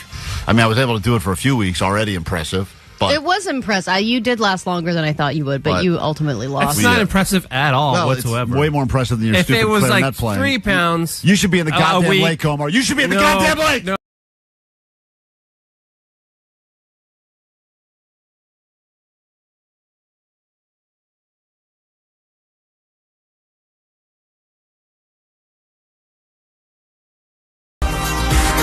KROQ, Klein Alley Show. Perhaps you felt the jolt last night as you were going to sleep or just getting home or whatever the case may have been. Man. Big jolt. A lot of people still recovering. 3.9 or North Hollywood. Some people like Klein are still recovering. Real shaker. Still have not been able to sleep. Really messed me up good, I got man. PTSD. Well, there's no one you can sue for that, but if you've been playing a lot of video games lately, apparently there's lots of people you can sue. There's a class action suit that's been going on now that claims that if you've spent any serious amount of time playing any games, app games, traditional video games, etc., you could be entitled to real money, and a woman just got paid out because she claimed that her Candy Crush addiction was crippling. Well, there's endless levels. Endless. I'm at level 1069, I believe. Yeah, and you're nowhere near the end. And if you ever get to the end, they'll just make more levels. Yes, because it's very easy to just make more levels. She finally ended up getting paid close to $250,000 because they agreed that she was right. And the way that the video game manufacturers operate now is that they are supposedly, this is according to the class action lawsuit that's going on right now. Man, she could probably buy so many Crush combos with that $250,000. She sure could. They are embedding, quote, addictive psychological features into popular games like Minecraft, GTA 5, Fortnite. This is proposally done to hook players, compelling them to spend excessive time and money on gaming. Of course. This is what they're designed to do. If they're good at their jobs, that's what they're doing. Now, I guess that, like anything else, they claim that if they can find proof that they were attempting to get people to get, quote, addicted and spend money and spend time to the point now where they're saying people are missing school, missing jobs, any video relationships. game is designed to have you keep playing. They want you to play as long as you can. But for whatever reason, I don't know where that line is. Now there's a giant class action lawsuit that's going on. That and you can do it with our phones. You could do it with social media. You could do it with the notifications. Girl Scout releases cookies. that dopamine. Yeah. Girl Scout cookies, all of it. Literally, you can find anything addicting, and we find everything addicting now. I was just actually reading about how people are getting addicted to AI and chatbots, because if you're lonely and you want to talk to somebody, you can talk to AI as long as you want to, and people are now like speaking to them so often that they feel like they can't go without it, like it's a friend of theirs that they need to constantly be checking in with. Well, there's a wellness retreat that apparently has just opened up for people that were addicted to the day trading of the cryptocurrency. Well, that's just like gambling. Overpowering, and all the emotions, the highs, the lows, that they said, this is overtaking my entire life. I've gone completely broke. I decided to go all in on Fartcoin, and it bankrupted my family, and now I got to check into a rehab to deal with this. But are we becoming more addicted? You think as a society now we are just getting addicted easier to things? Yeah, absolutely. And I think the internet is to blame, but I also think that they know, like, we are consumers. That's what we do. We consume content. We consume new products, everything. Right. We're like termites. Yes, exactly. We consume everything in our path. And whether you are somebody who's addicted to gambling, whether it's, online or in person, somebody like me would be finding an addiction in places like Temu and deal hunting and things like that, where I look at my Temu app and there's a spinning wheel going spin, spin, spin. You can win 100% off these 10 items. And I'm like, and it's all programmed to trigger that same part of your brain that wants more, more, more. What's the next thing? What's the next rush? But I don't believe all addictions are respected the same. Because if you were to meet someone and they're like, oh man, I was crazy addicted to heroin for a while and now I'm on the recovery. People are like, hey man, props, good work, man. That's not easy to kick heroin. But if someone else is like, a Fartcoin guy? I'm addicted to Fartcoin. I've been playing the meme. Like, it was like, dude, you're not addicted to anything. Like, get the F out of here. Well, I think having an embarrassing addiction is tough. Like, yes, if you have something traditional,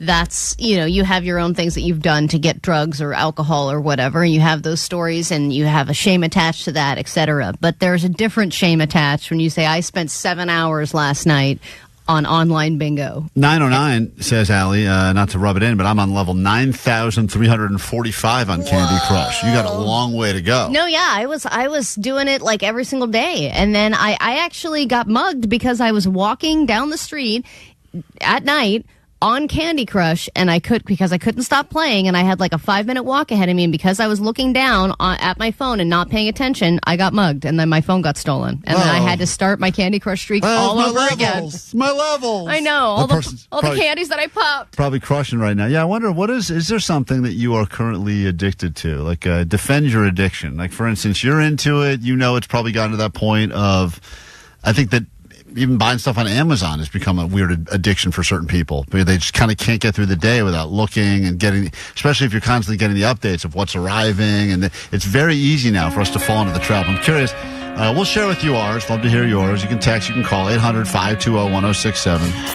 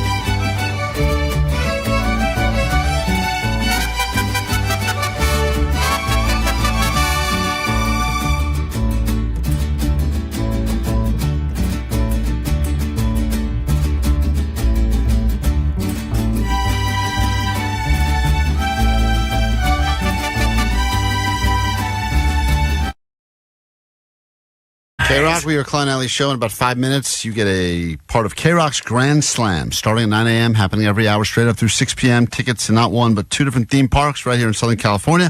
Magic Mountain, Knott's Berry Farm. You will get tickets to both, starting with us in about 5 minutes. But first, what's going on in the world? Let's learn together. Grab your Adderall. It's time for ADD News.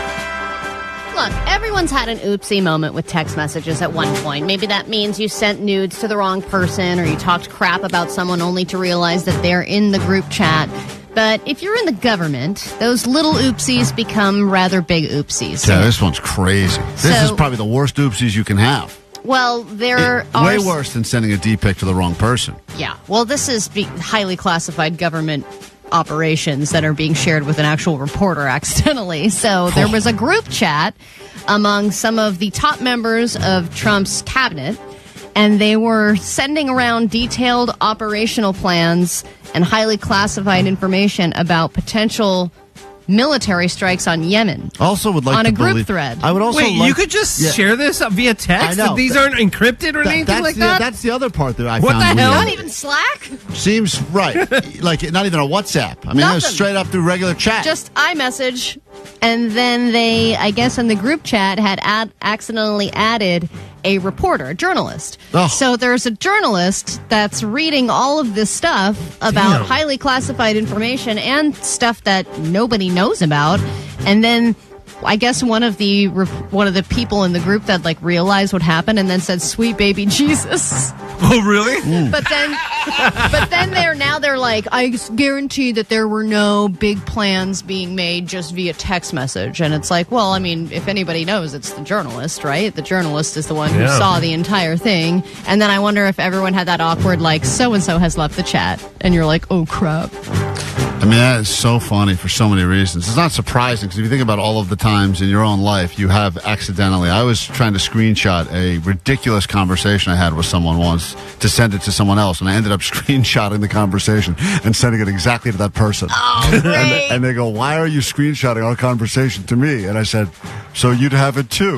Just as a reminder. Yeah, because that is, and of course, My storage is full. They had to have known, this guy's about to blow me up. Yes. And so, it happens. So funny. Happens to even the best of us. All right, I know it seems far away, but ad space for the next Super Bowl is already being sold, and it is already breaking records. Now, they've already begun the process of booking ad space for Super Bowl 60, and 30-second ads are going for a cool $7 million on average. So we'll see if Kanye has that kind of money for his Nazi ads next year. But I think this year there were some ads being sold for $8 million by Fox, but then there were some big advertisers that pulled out at the last minute, like State Farm, because they were like, oh, with the LA wildfires, it's going to seem super douchey if we have Jake talking about how to save on your homeowner's insurance. So I don't know what the top will end up being, but it's crazy to think that they're selling ad space already almost a year out. And then finally, a new study has determined that being turned on by adult content does have a bad effect on your real relationships. This is according to a new study coming out of Australia. They tested a bunch of individuals and their relationships and the amount of adult content that they take in. And they said they figured out that people who were normally aroused by pornography experienced decreased sexual satisfaction, relationship quality, and stability. A lot of them had intimacy avoidance, a heightened partner dissatisfaction rate, blah, blah, and blah. they had more conflict and communication issues. Yeah, okay. Which is evidenced by you saying blah, blah, blah in my face while I talk. Well, I'm just saying, I don't like all this. Someone's got to defend the pornography industry here. Okay, I guess that person's going to be you, Sure, Mr. why not? Sex Article. Are you going to send this one to your wife? I should send it to her. That to me, that's harmless. That's the harmless. No, and I say it depends on the couple completely. There are some couples that watch it together. There are some people that have a higher sex drive than others, and they need that outlet. There are some people who just want to, let the air out of the balloon, as you would say. But then there are some that it becomes an addiction or it becomes something that they're obsessed with, and then they're no longer as interested in their partner, and they want to get that same sexual satisfaction that they're getting from a porn site from their partner, and when they can't get it, maybe they're more likely to cheat. I know a guy that just got married, and he did not realize until he got married that his new wife thinks that him looking at anything is cheating. Anything? Anything in the world. That's a terrible way to live. Anything. He's walking around blindfolded. Close your eyes. This is a horrible rule. How am I going to get to work? Brought up the fact that now that we're married, I guess you don't have to go to your sites anymore. And he was blindsided by it. Well, yeah, he was blindsided. He's literally going to be blindsided by it. I know. I was like, dude, I don't know what to tell you.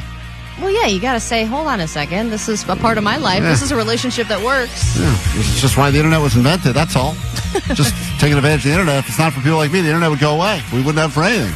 Is he divorced now? No, but the day is young. Caller 20, looking for you now. 800-520-1067. Let's go.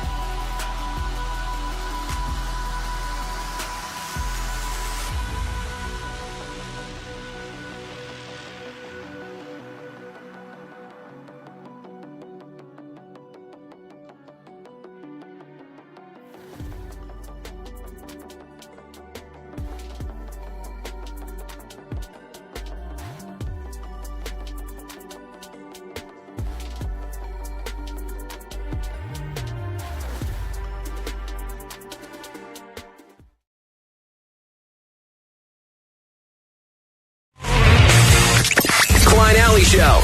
106.7 KROQ FM in HD Pasadena, Los Angeles, Orange County.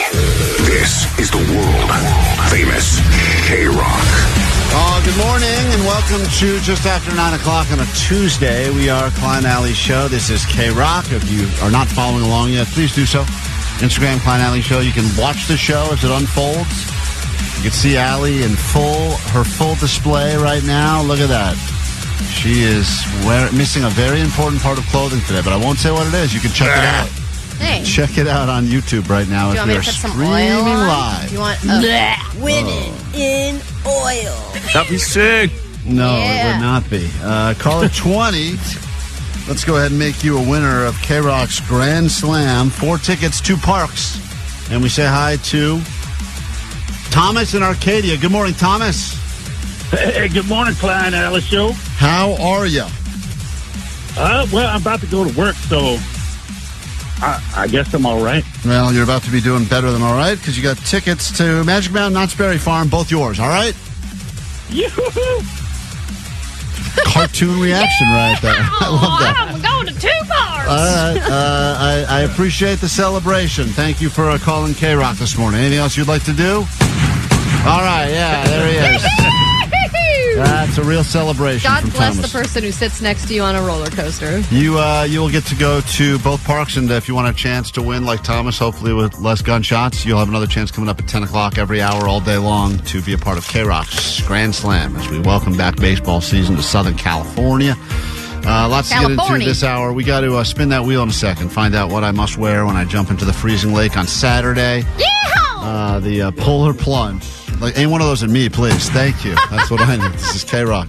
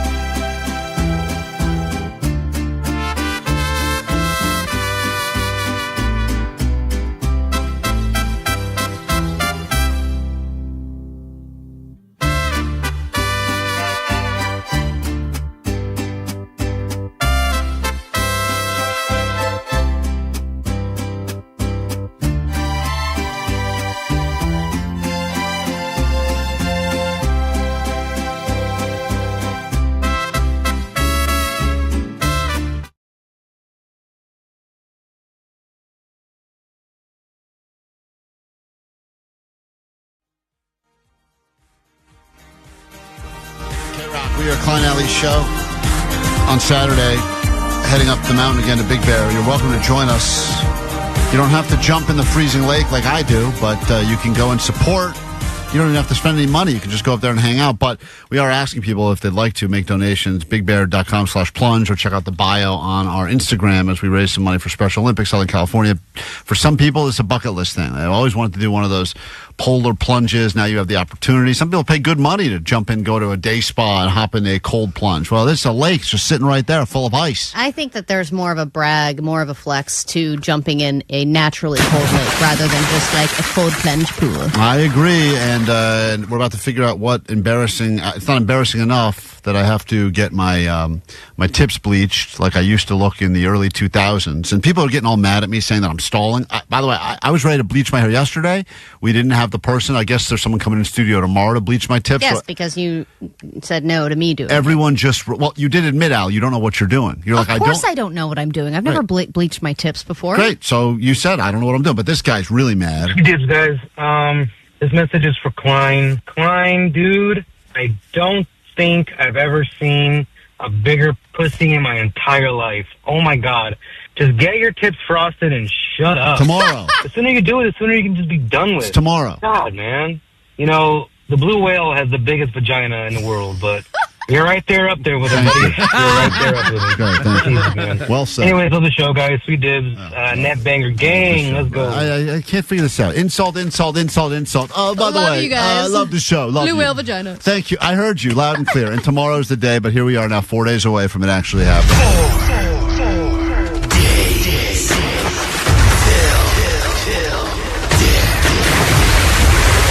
4 days till dip. Saturday, March 29th, Big Bear Lake. Information on our Instagram in the bio if you'd like to join us. So far, $1,475 been raised. Thank you for doing that.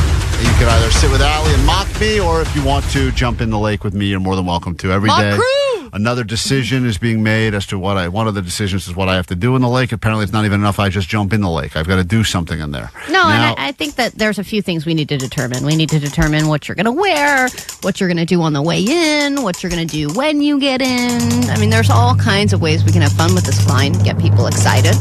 And a lot of people are asking, is there going to be time to hang? Yeah, the polar plunge is the hang. We're going to be there hanging out before the plunge actually begins. So, all right. So here are the, 9 spaces on the wheel?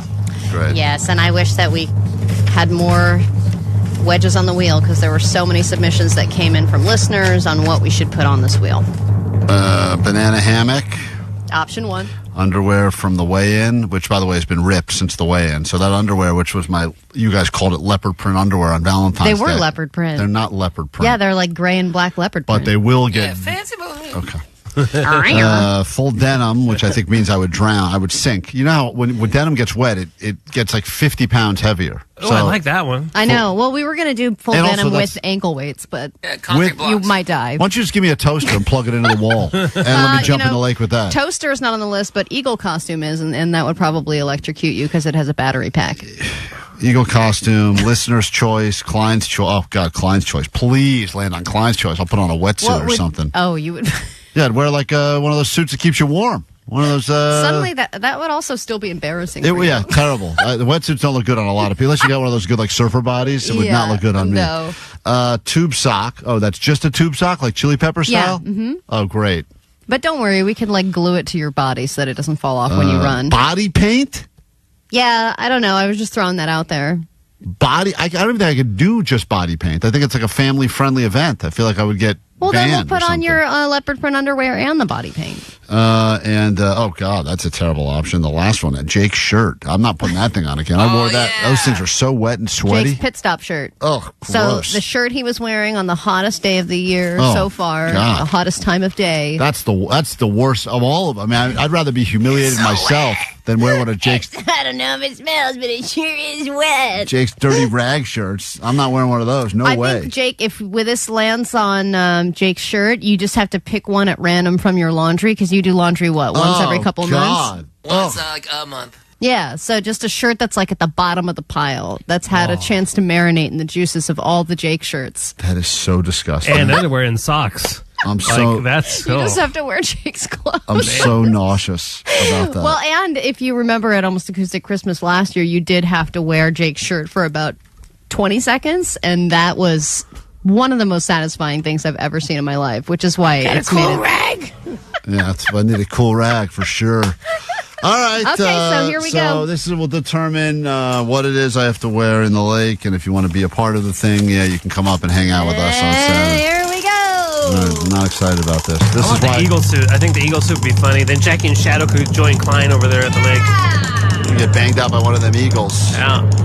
Allie, what is it? What am I It's a wearing? number 6, so what is that? Number 6. Well, I mean, I'll show you the list here. Read the list. Read what it says, just so everyone knows there's no shenanigans. Read the list.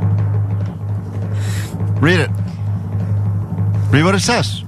Well, it says Klein's choice. Number 6, Klein's choice. That's not- All right. Well, Eagle costume because you want to do it for the comedy. Okay, Klein's choice of one of the other things on the list.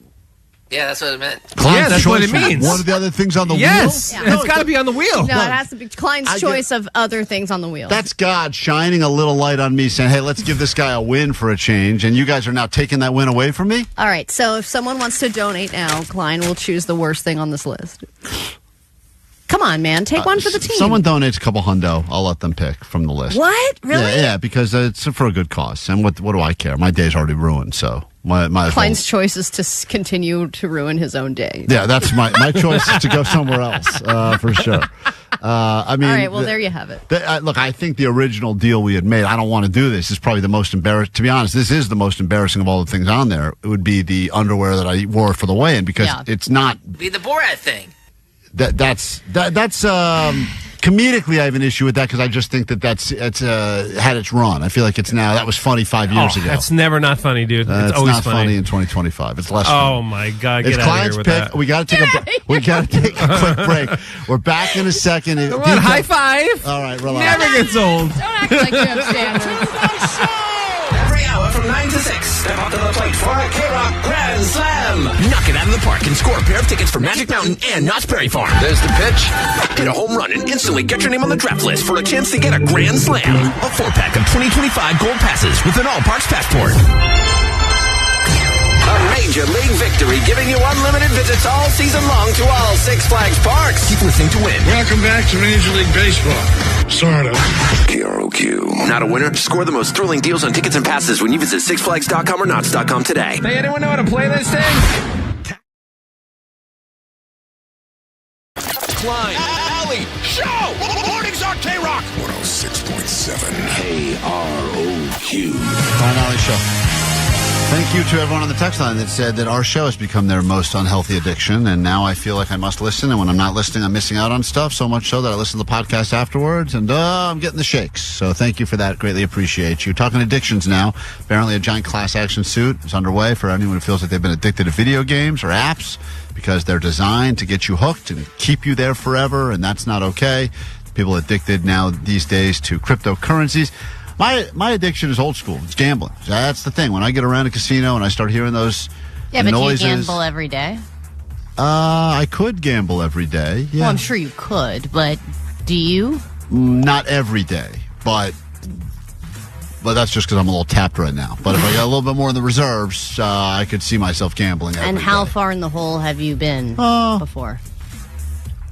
Well, there's a listener to this show that called in to bet me $100 on that Tyson fight. You remember that? Mm-hmm. And I bet him on I thought Tyson was going to win, and I owed him $100, and then I was going to pay him on the side because I pay all my debts.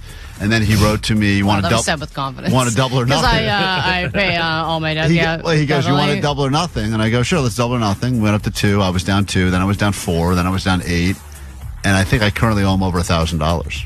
Yeah, but you've owed more than that. Oh, yeah. I mean, that's why I moved to the West Coast. I owed a bookie a ton of money on the East Coast. How much money? North of 20. Wow. Yeah, north of 20. And then you ran away from that? But I was up for a period before then. And Did you explain that to him? He'll probably understand. He's in jail now for another 4 years, and then I'll have to deal with that. But for the time being. Oh, my God. What if you were the first person he found? He may. Jeremiah on KROQ. Good morning. Good morning. What is your addiction? I've been addicted to World of Warcraft since 2004, and I've lost a marriage over it, lost 3 or 4 jobs over it. Wow, that's a real deal addiction. This guy's up for that class action lawsuit money right there. So, how long have you been playing? Since 2004, since it came out. So, you've been playing for 20 plus years, and you still find it that interesting?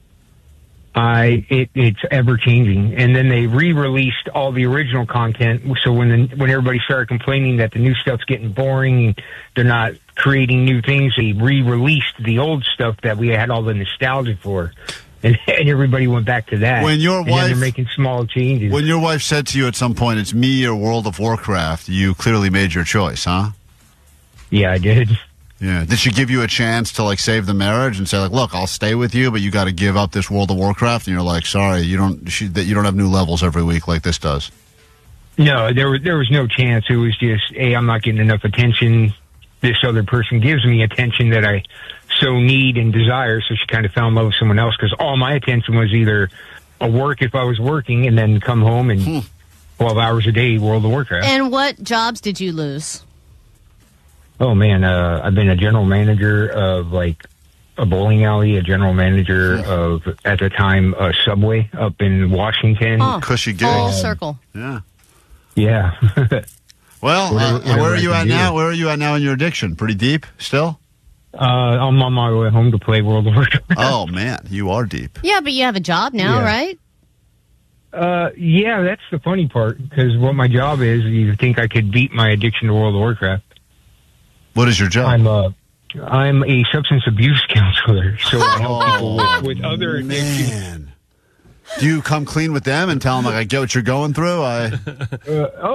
Yeah, I have self-disclosure. They're like, hey, man, like, just because you beat one addiction doesn't mean you're not susceptible to other ones. 'Cause I did overcome drug addiction in my life, and one of the ways I overcame that is some good friends of mine who actually cared about me bought me a computer in 2004 and bought me World of Warcraft. Oh, man. Look at that. That's the irony of that. Let me hand you your next addiction. Put away the drugs. Get a sweet router. Matt, what are you addicted to? I am somewhat addicted to sniffing blankets and old T-shirts. Now, with the blankets, is it the smellier the better, or are you like clean ones? The smellier the better. Man. Like, really, like before my old one got thrown away, I had it since I was a baby. And it just calmed me down. Yeah, there's nothing wrong with that. I smell my blankie every single night. Yeah, but you still do, Allie? Yeah, but it's a ratted mess. Yeah, it is gross. And I recently found out that the T-shirt that I used to create the blankie is now a vintage T-shirt worth hundreds of dollars. But, Matt, this is an addiction that's kind of a secret addiction, right? This hasn't cost you relationships. This hasn't cost you jobs, has it? I mean, I just never thought it would be like romantic to, like to sniff a blanket with a girl. It can be. Next. Yeah, all right. Yeah, you're speaking to Allie on this one. Ruben, what is your Don't current... stop doing what you're doing. What is your current addiction? Apparently, we're more addicted to things now than ever before. There's lots of addictions now. Right now, they're spending my money on Pokemon cards. And you're buying the packs hoping that you open up and you get one of those valuable ones, or is it buying the ones that already have value hoping they go up? Both. I buy singles and then I'd still buy packs hoping I get like the good ones. Because that is the rush. I remember that rush. I haven't bought cards in a while, but the rush that you would open up a pack and get a Shaq Beam Team card, or you'd get some sweet, vintage card. Nowadays, they're putting there's so much talk about, like, they put this, they put a Mike Trout card in a pack randomly, and then if you happen to get that card, it's worth, game over, retire time. We go back to what we were talking about. That's how they're designed. Right, of course. They're designed to keep you buying them because you might get something good. It's that same part of your brain. This card has a piece of Shohei Ohtani's sock in it. It's worth $40 million. Just saying, you can't sue everybody. Well, that's where you're wrong. This is America. We could sue everybody, and we will. I wish we had time for more of these calls because they're fascinating, but we got to wrap up the show. Turn it over to Nicole Alvarez. Your favorite addiction is about to come to an end next on KROQ.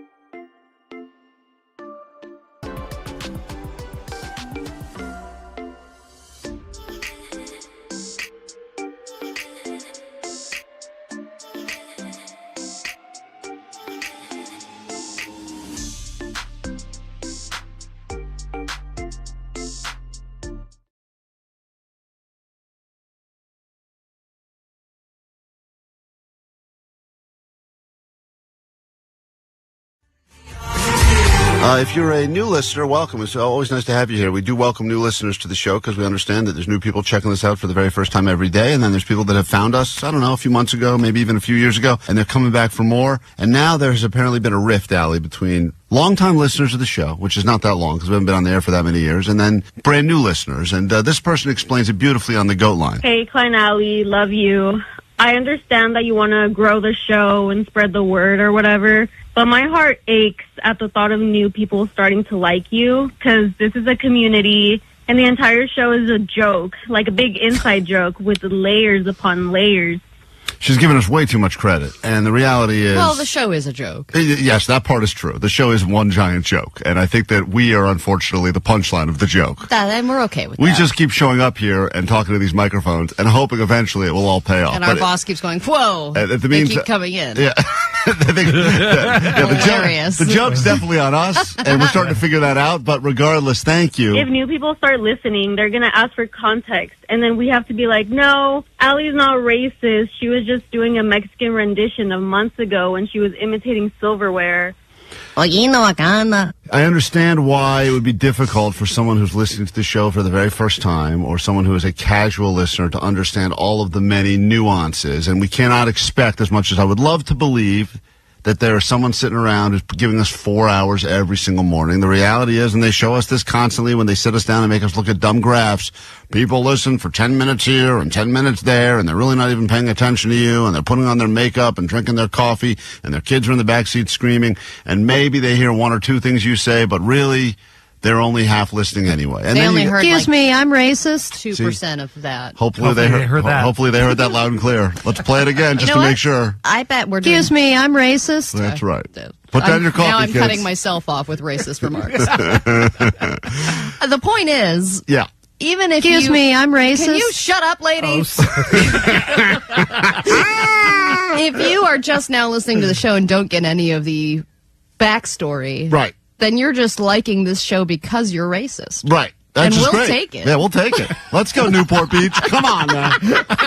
So here we go. Here is this woman goes on to make an interesting point as well. Or when Coma Jim called and you guys played Allie's clip and then later had to be like, no, Allie wasn't mocking the disabled. She was just imitating wind chimes. Right. See, a lot of these clips with no context are very problematic. And I can understand why someone that has no idea about the show or no idea where these things came from would be like, why is Allie doing that incredibly mocking voice when you have a guy on who had a head injury? And why am I the only one who is the example of racism and bigotry? This woman who calls, you keep saying stuff like that. Yeah.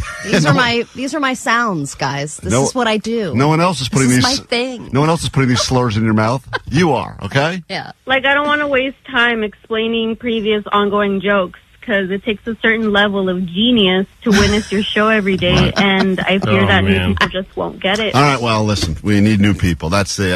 I hate to say it, but that's the reality. The only way we get to stay here and keep doing this dumb stuff, and Allie keeps saying these incredibly racist comments and sexist. We should point out, not just racist, true, also sexist.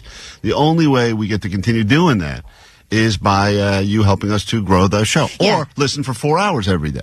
No, it does help when the show grows because otherwise you're just that show like, Party Down where it's like, that was a really great show. Why does it keep getting canceled? Right. And then there's, Jake the Nerd. He's doing his part by growing the show. He's just been growing himself, which is fine. Yeah, there are a lot of different methods people can go with. Or you can breed and make your kids listen. There's so many ways. So, yeah, sure. Could we be better more consistently? Yeah. Yes. We probably could. That sounds difficult. Could we we try to be better and fail. And so the reality is we got to go either some people and tell them to listen, you get fatter yourself, or as Allie said, just start breeding and make a bunch of new listeners. And eventually it's a slow play, but, in 15 to 25 years, when Allie is run out of all the racist things she could possibly think to say and all the sounds she could possibly think to make, eventually then we'll finally get that all that credit we've been working for. As they say, Wakinda Baganda. Hey, I'm Wakinda Wakanda. That's right. Beautifully said. Man. Wakinda Wakanda. We got to take a... Generational. Got to take a break. When we get... Okay, that one is a problem. Seems like a real issue there. What the hell was that?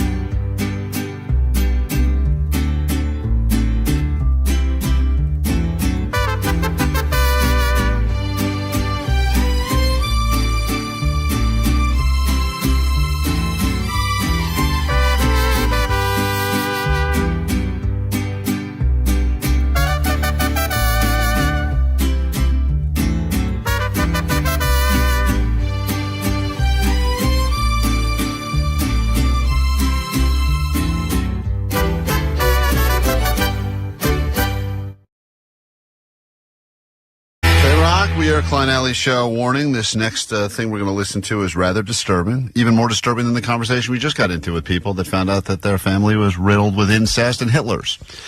This is Jake approaching people in the streets yesterday. An unexpected heat wave that blanketed the Southland, and temperatures got as hot as almost 100 in the valley. And even though Omar says that we are over... You're right on that, man. It felt like almost 100 in the valley. Okay. And there was a time when I had to put the windows down temporarily just to get some fresh air. Oh, wow. Jake went up to people to see if they were prepared by asking if he could sniff their pits, something that we call pit stops here at KROQ. And here he is with his own introduction he put together for the segment. Hey, it's Jake, and I'm on the streets of Los Angeles during the hottest day of the year, during the hottest time of the day, to see if people are willing to take a KROQ pit stop.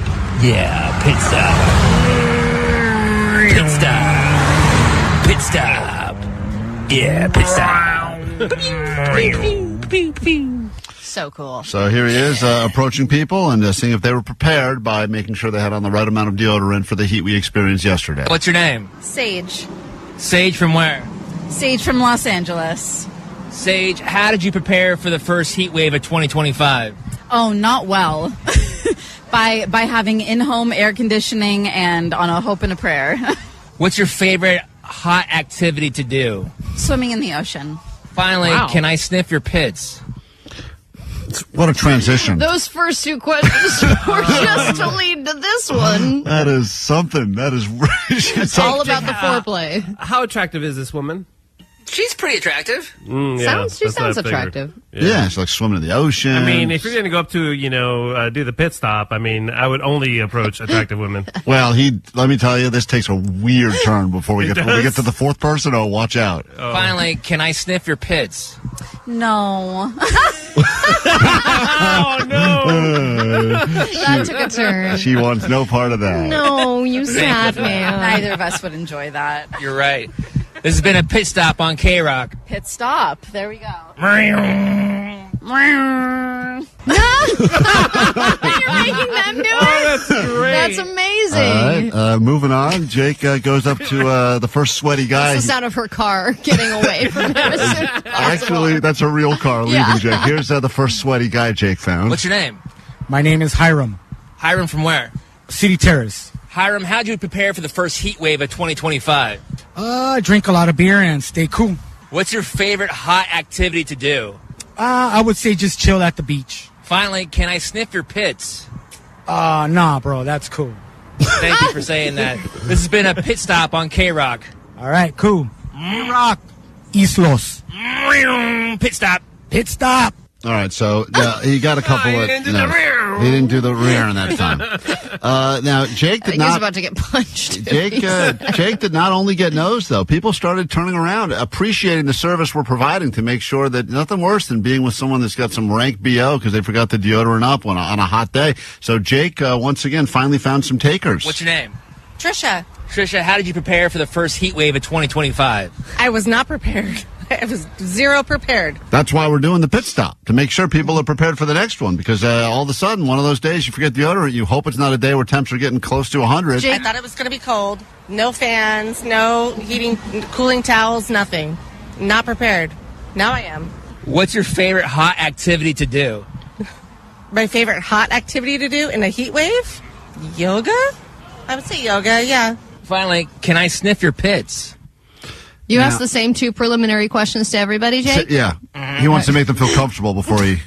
This went well the first 6 times. Right. I guess that. So then, of course, immediately as soon as she talks about yoga and feeling relaxed, he goes with this. Can I sniff your pits? Sure. Wow. Okay. What are my pits? Your armpits. Really? Yeah. Stop. She Is she getting out the mace now? She or? gave him permission and then realized, what are pits? What are pits? Your How do you not- armpits. Oh, God. What they're asking me to do. This is my job. Okay. How much do you get paid? Not enough. How am I? It's decent. Am I good? Yeah, it's decent. Yeah. That's been a pit stop on KROQ. Oh. Thank you. Strange reaction. You think when she gets home, she's like, hey, how was your day? Yeah. I got a pit stop on KROQ. What is that? Well, a guy wanted to sniff my pits. Now, We only have time for one more. I mean, there's a few more he's done here. I feel bad not airing all of them because Jake went through the trouble. But I do want to give you this woman, Joyce, because let me tell you. Joyce's choice. She's got a story, and this is the final pit stop, and also a gentle reminder to make sure you got on deodorant on these hot Southern California days. All right, what's your name? Joyce. Joyce. Now, in the voice alone, it sounds like she is fried inside and out. All right, what's your name? Joyce. Joyce, how did you prepare for the first heat wave of 2025? I went to Ventura and got the hell out of Burbank. I can tell you I prepared for the first heat wave of 1825. That's what it sounds like. Does she have like branches in her hair? I just picture someone kind of living in the forest. Kinda, actually, yes. I got out of Burbank. It was beautiful. Came back. It was too hot. Hopefully we'll get a few more cool days before the real heat of the summer starts. It's funny because she's trying to have a real conversation about the weather, only she doesn't realize in a moment Jake's going to have to ask to sniff her pits. Yeah, I know. This summer is scary. What's it going to be, 120 degrees? What? Last year in Burbank, it had, I think, 115. I can tell already that you're probably getting a whiff off her before you even ask for the sniff. Not looking forward to it. What's your favorite hot activity to do? Go to the beach, get where it's cooler. Finally, can I sniff your pits? Oh, they smell, sure. Oh, God. God, dude. They smell. Sure, like she gets asked this regularly. All right, fine. You too. Come on in. Here we go. This is Jake getting to know Joyce very well. Oh, they smell, sure. Kidding me? I'm sweating to death. Oh, God. Oh man. And he's like ready to go with the sniffer. She's hoping she says no, but she says, come on, get in here. I don't know how much they smell, but they sure are wet. Oh, my God, lady. How do you not know how much they smell? God. So much moisture down Jake, there. I think you're meeting your soulmate right now. This is Jake. She also sounds like Jake. She's like female Jake. I don't know, but they're wet. Mine are wet, Come too. on over. Oh, goodness. Oh, God. See? That's what happens when you get off a train in Burbank.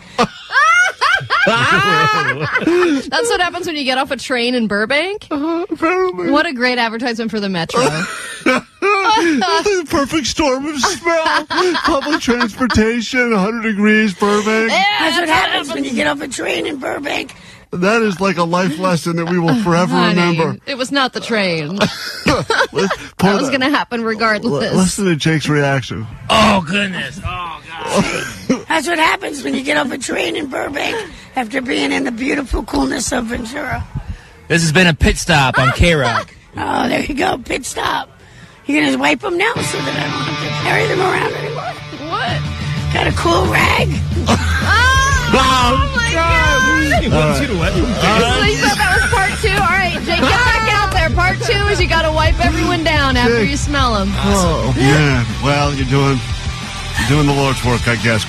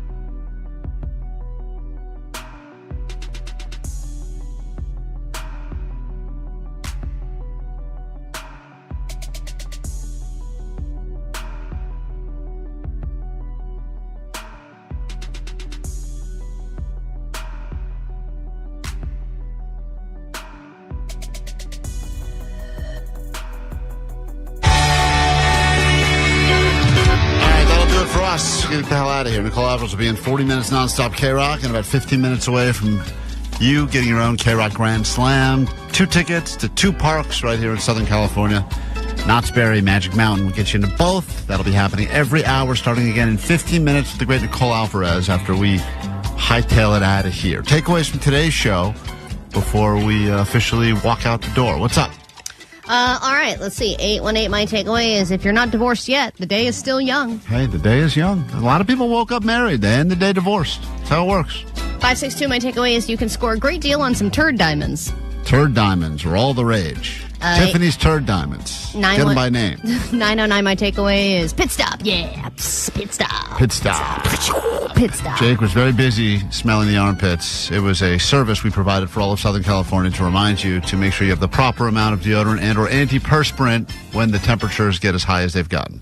213, similarly, my takeaway is, well, that's what happens when you get off a train in Burbank. That woman was full of takeaways. Who knew Joyce would be so poetic in her verbiage. Yeah. 818, my takeaway is Allie calls her genitals Mount Baldy. Yep. And let's see, 213, my takeaway is you don't need to be drunk for jazz hands. That's all good takeaways from today's show. If you don't know what we're talking about, check out more of the show. Greatly appreciate those of you that are listening longer and helping to spread the word so that we can #grow the show. Hope we can see you in person on Saturday. Big Bear, frosted tips, frosted dips, potentially pierced nips. And I guess a lot of people did offer to donate some money so that they can help decide what outfit I wear in the lake, because that was somehow not decided again yet today. Your takeaway today's show, Jake the Nerd? We are layers upon layers of dumb jokes. We are layers and layers. But you got to be a genius to figure them all out. Omar, takeaway? My takeaway is that butt jobs and boob jobs make the world go round. That's right. I learned that today during the cosmetic surgery conversation. And Allie, you got a takeaway? My takeaway is she sounds moly. Moly. Sounds moly. Have a great day. Do it tomorrow. Try to do it better. If you need us in the meantime, Goat Line's open for you now, 844-956-GOAT. Slide in the DMs, Klein Alley Show Instagram. Thanks for downloading the podcast, checking out the YouTube. And now Omar will take us out, hopefully without stuttering. Here we go. They feel that that you know they feel that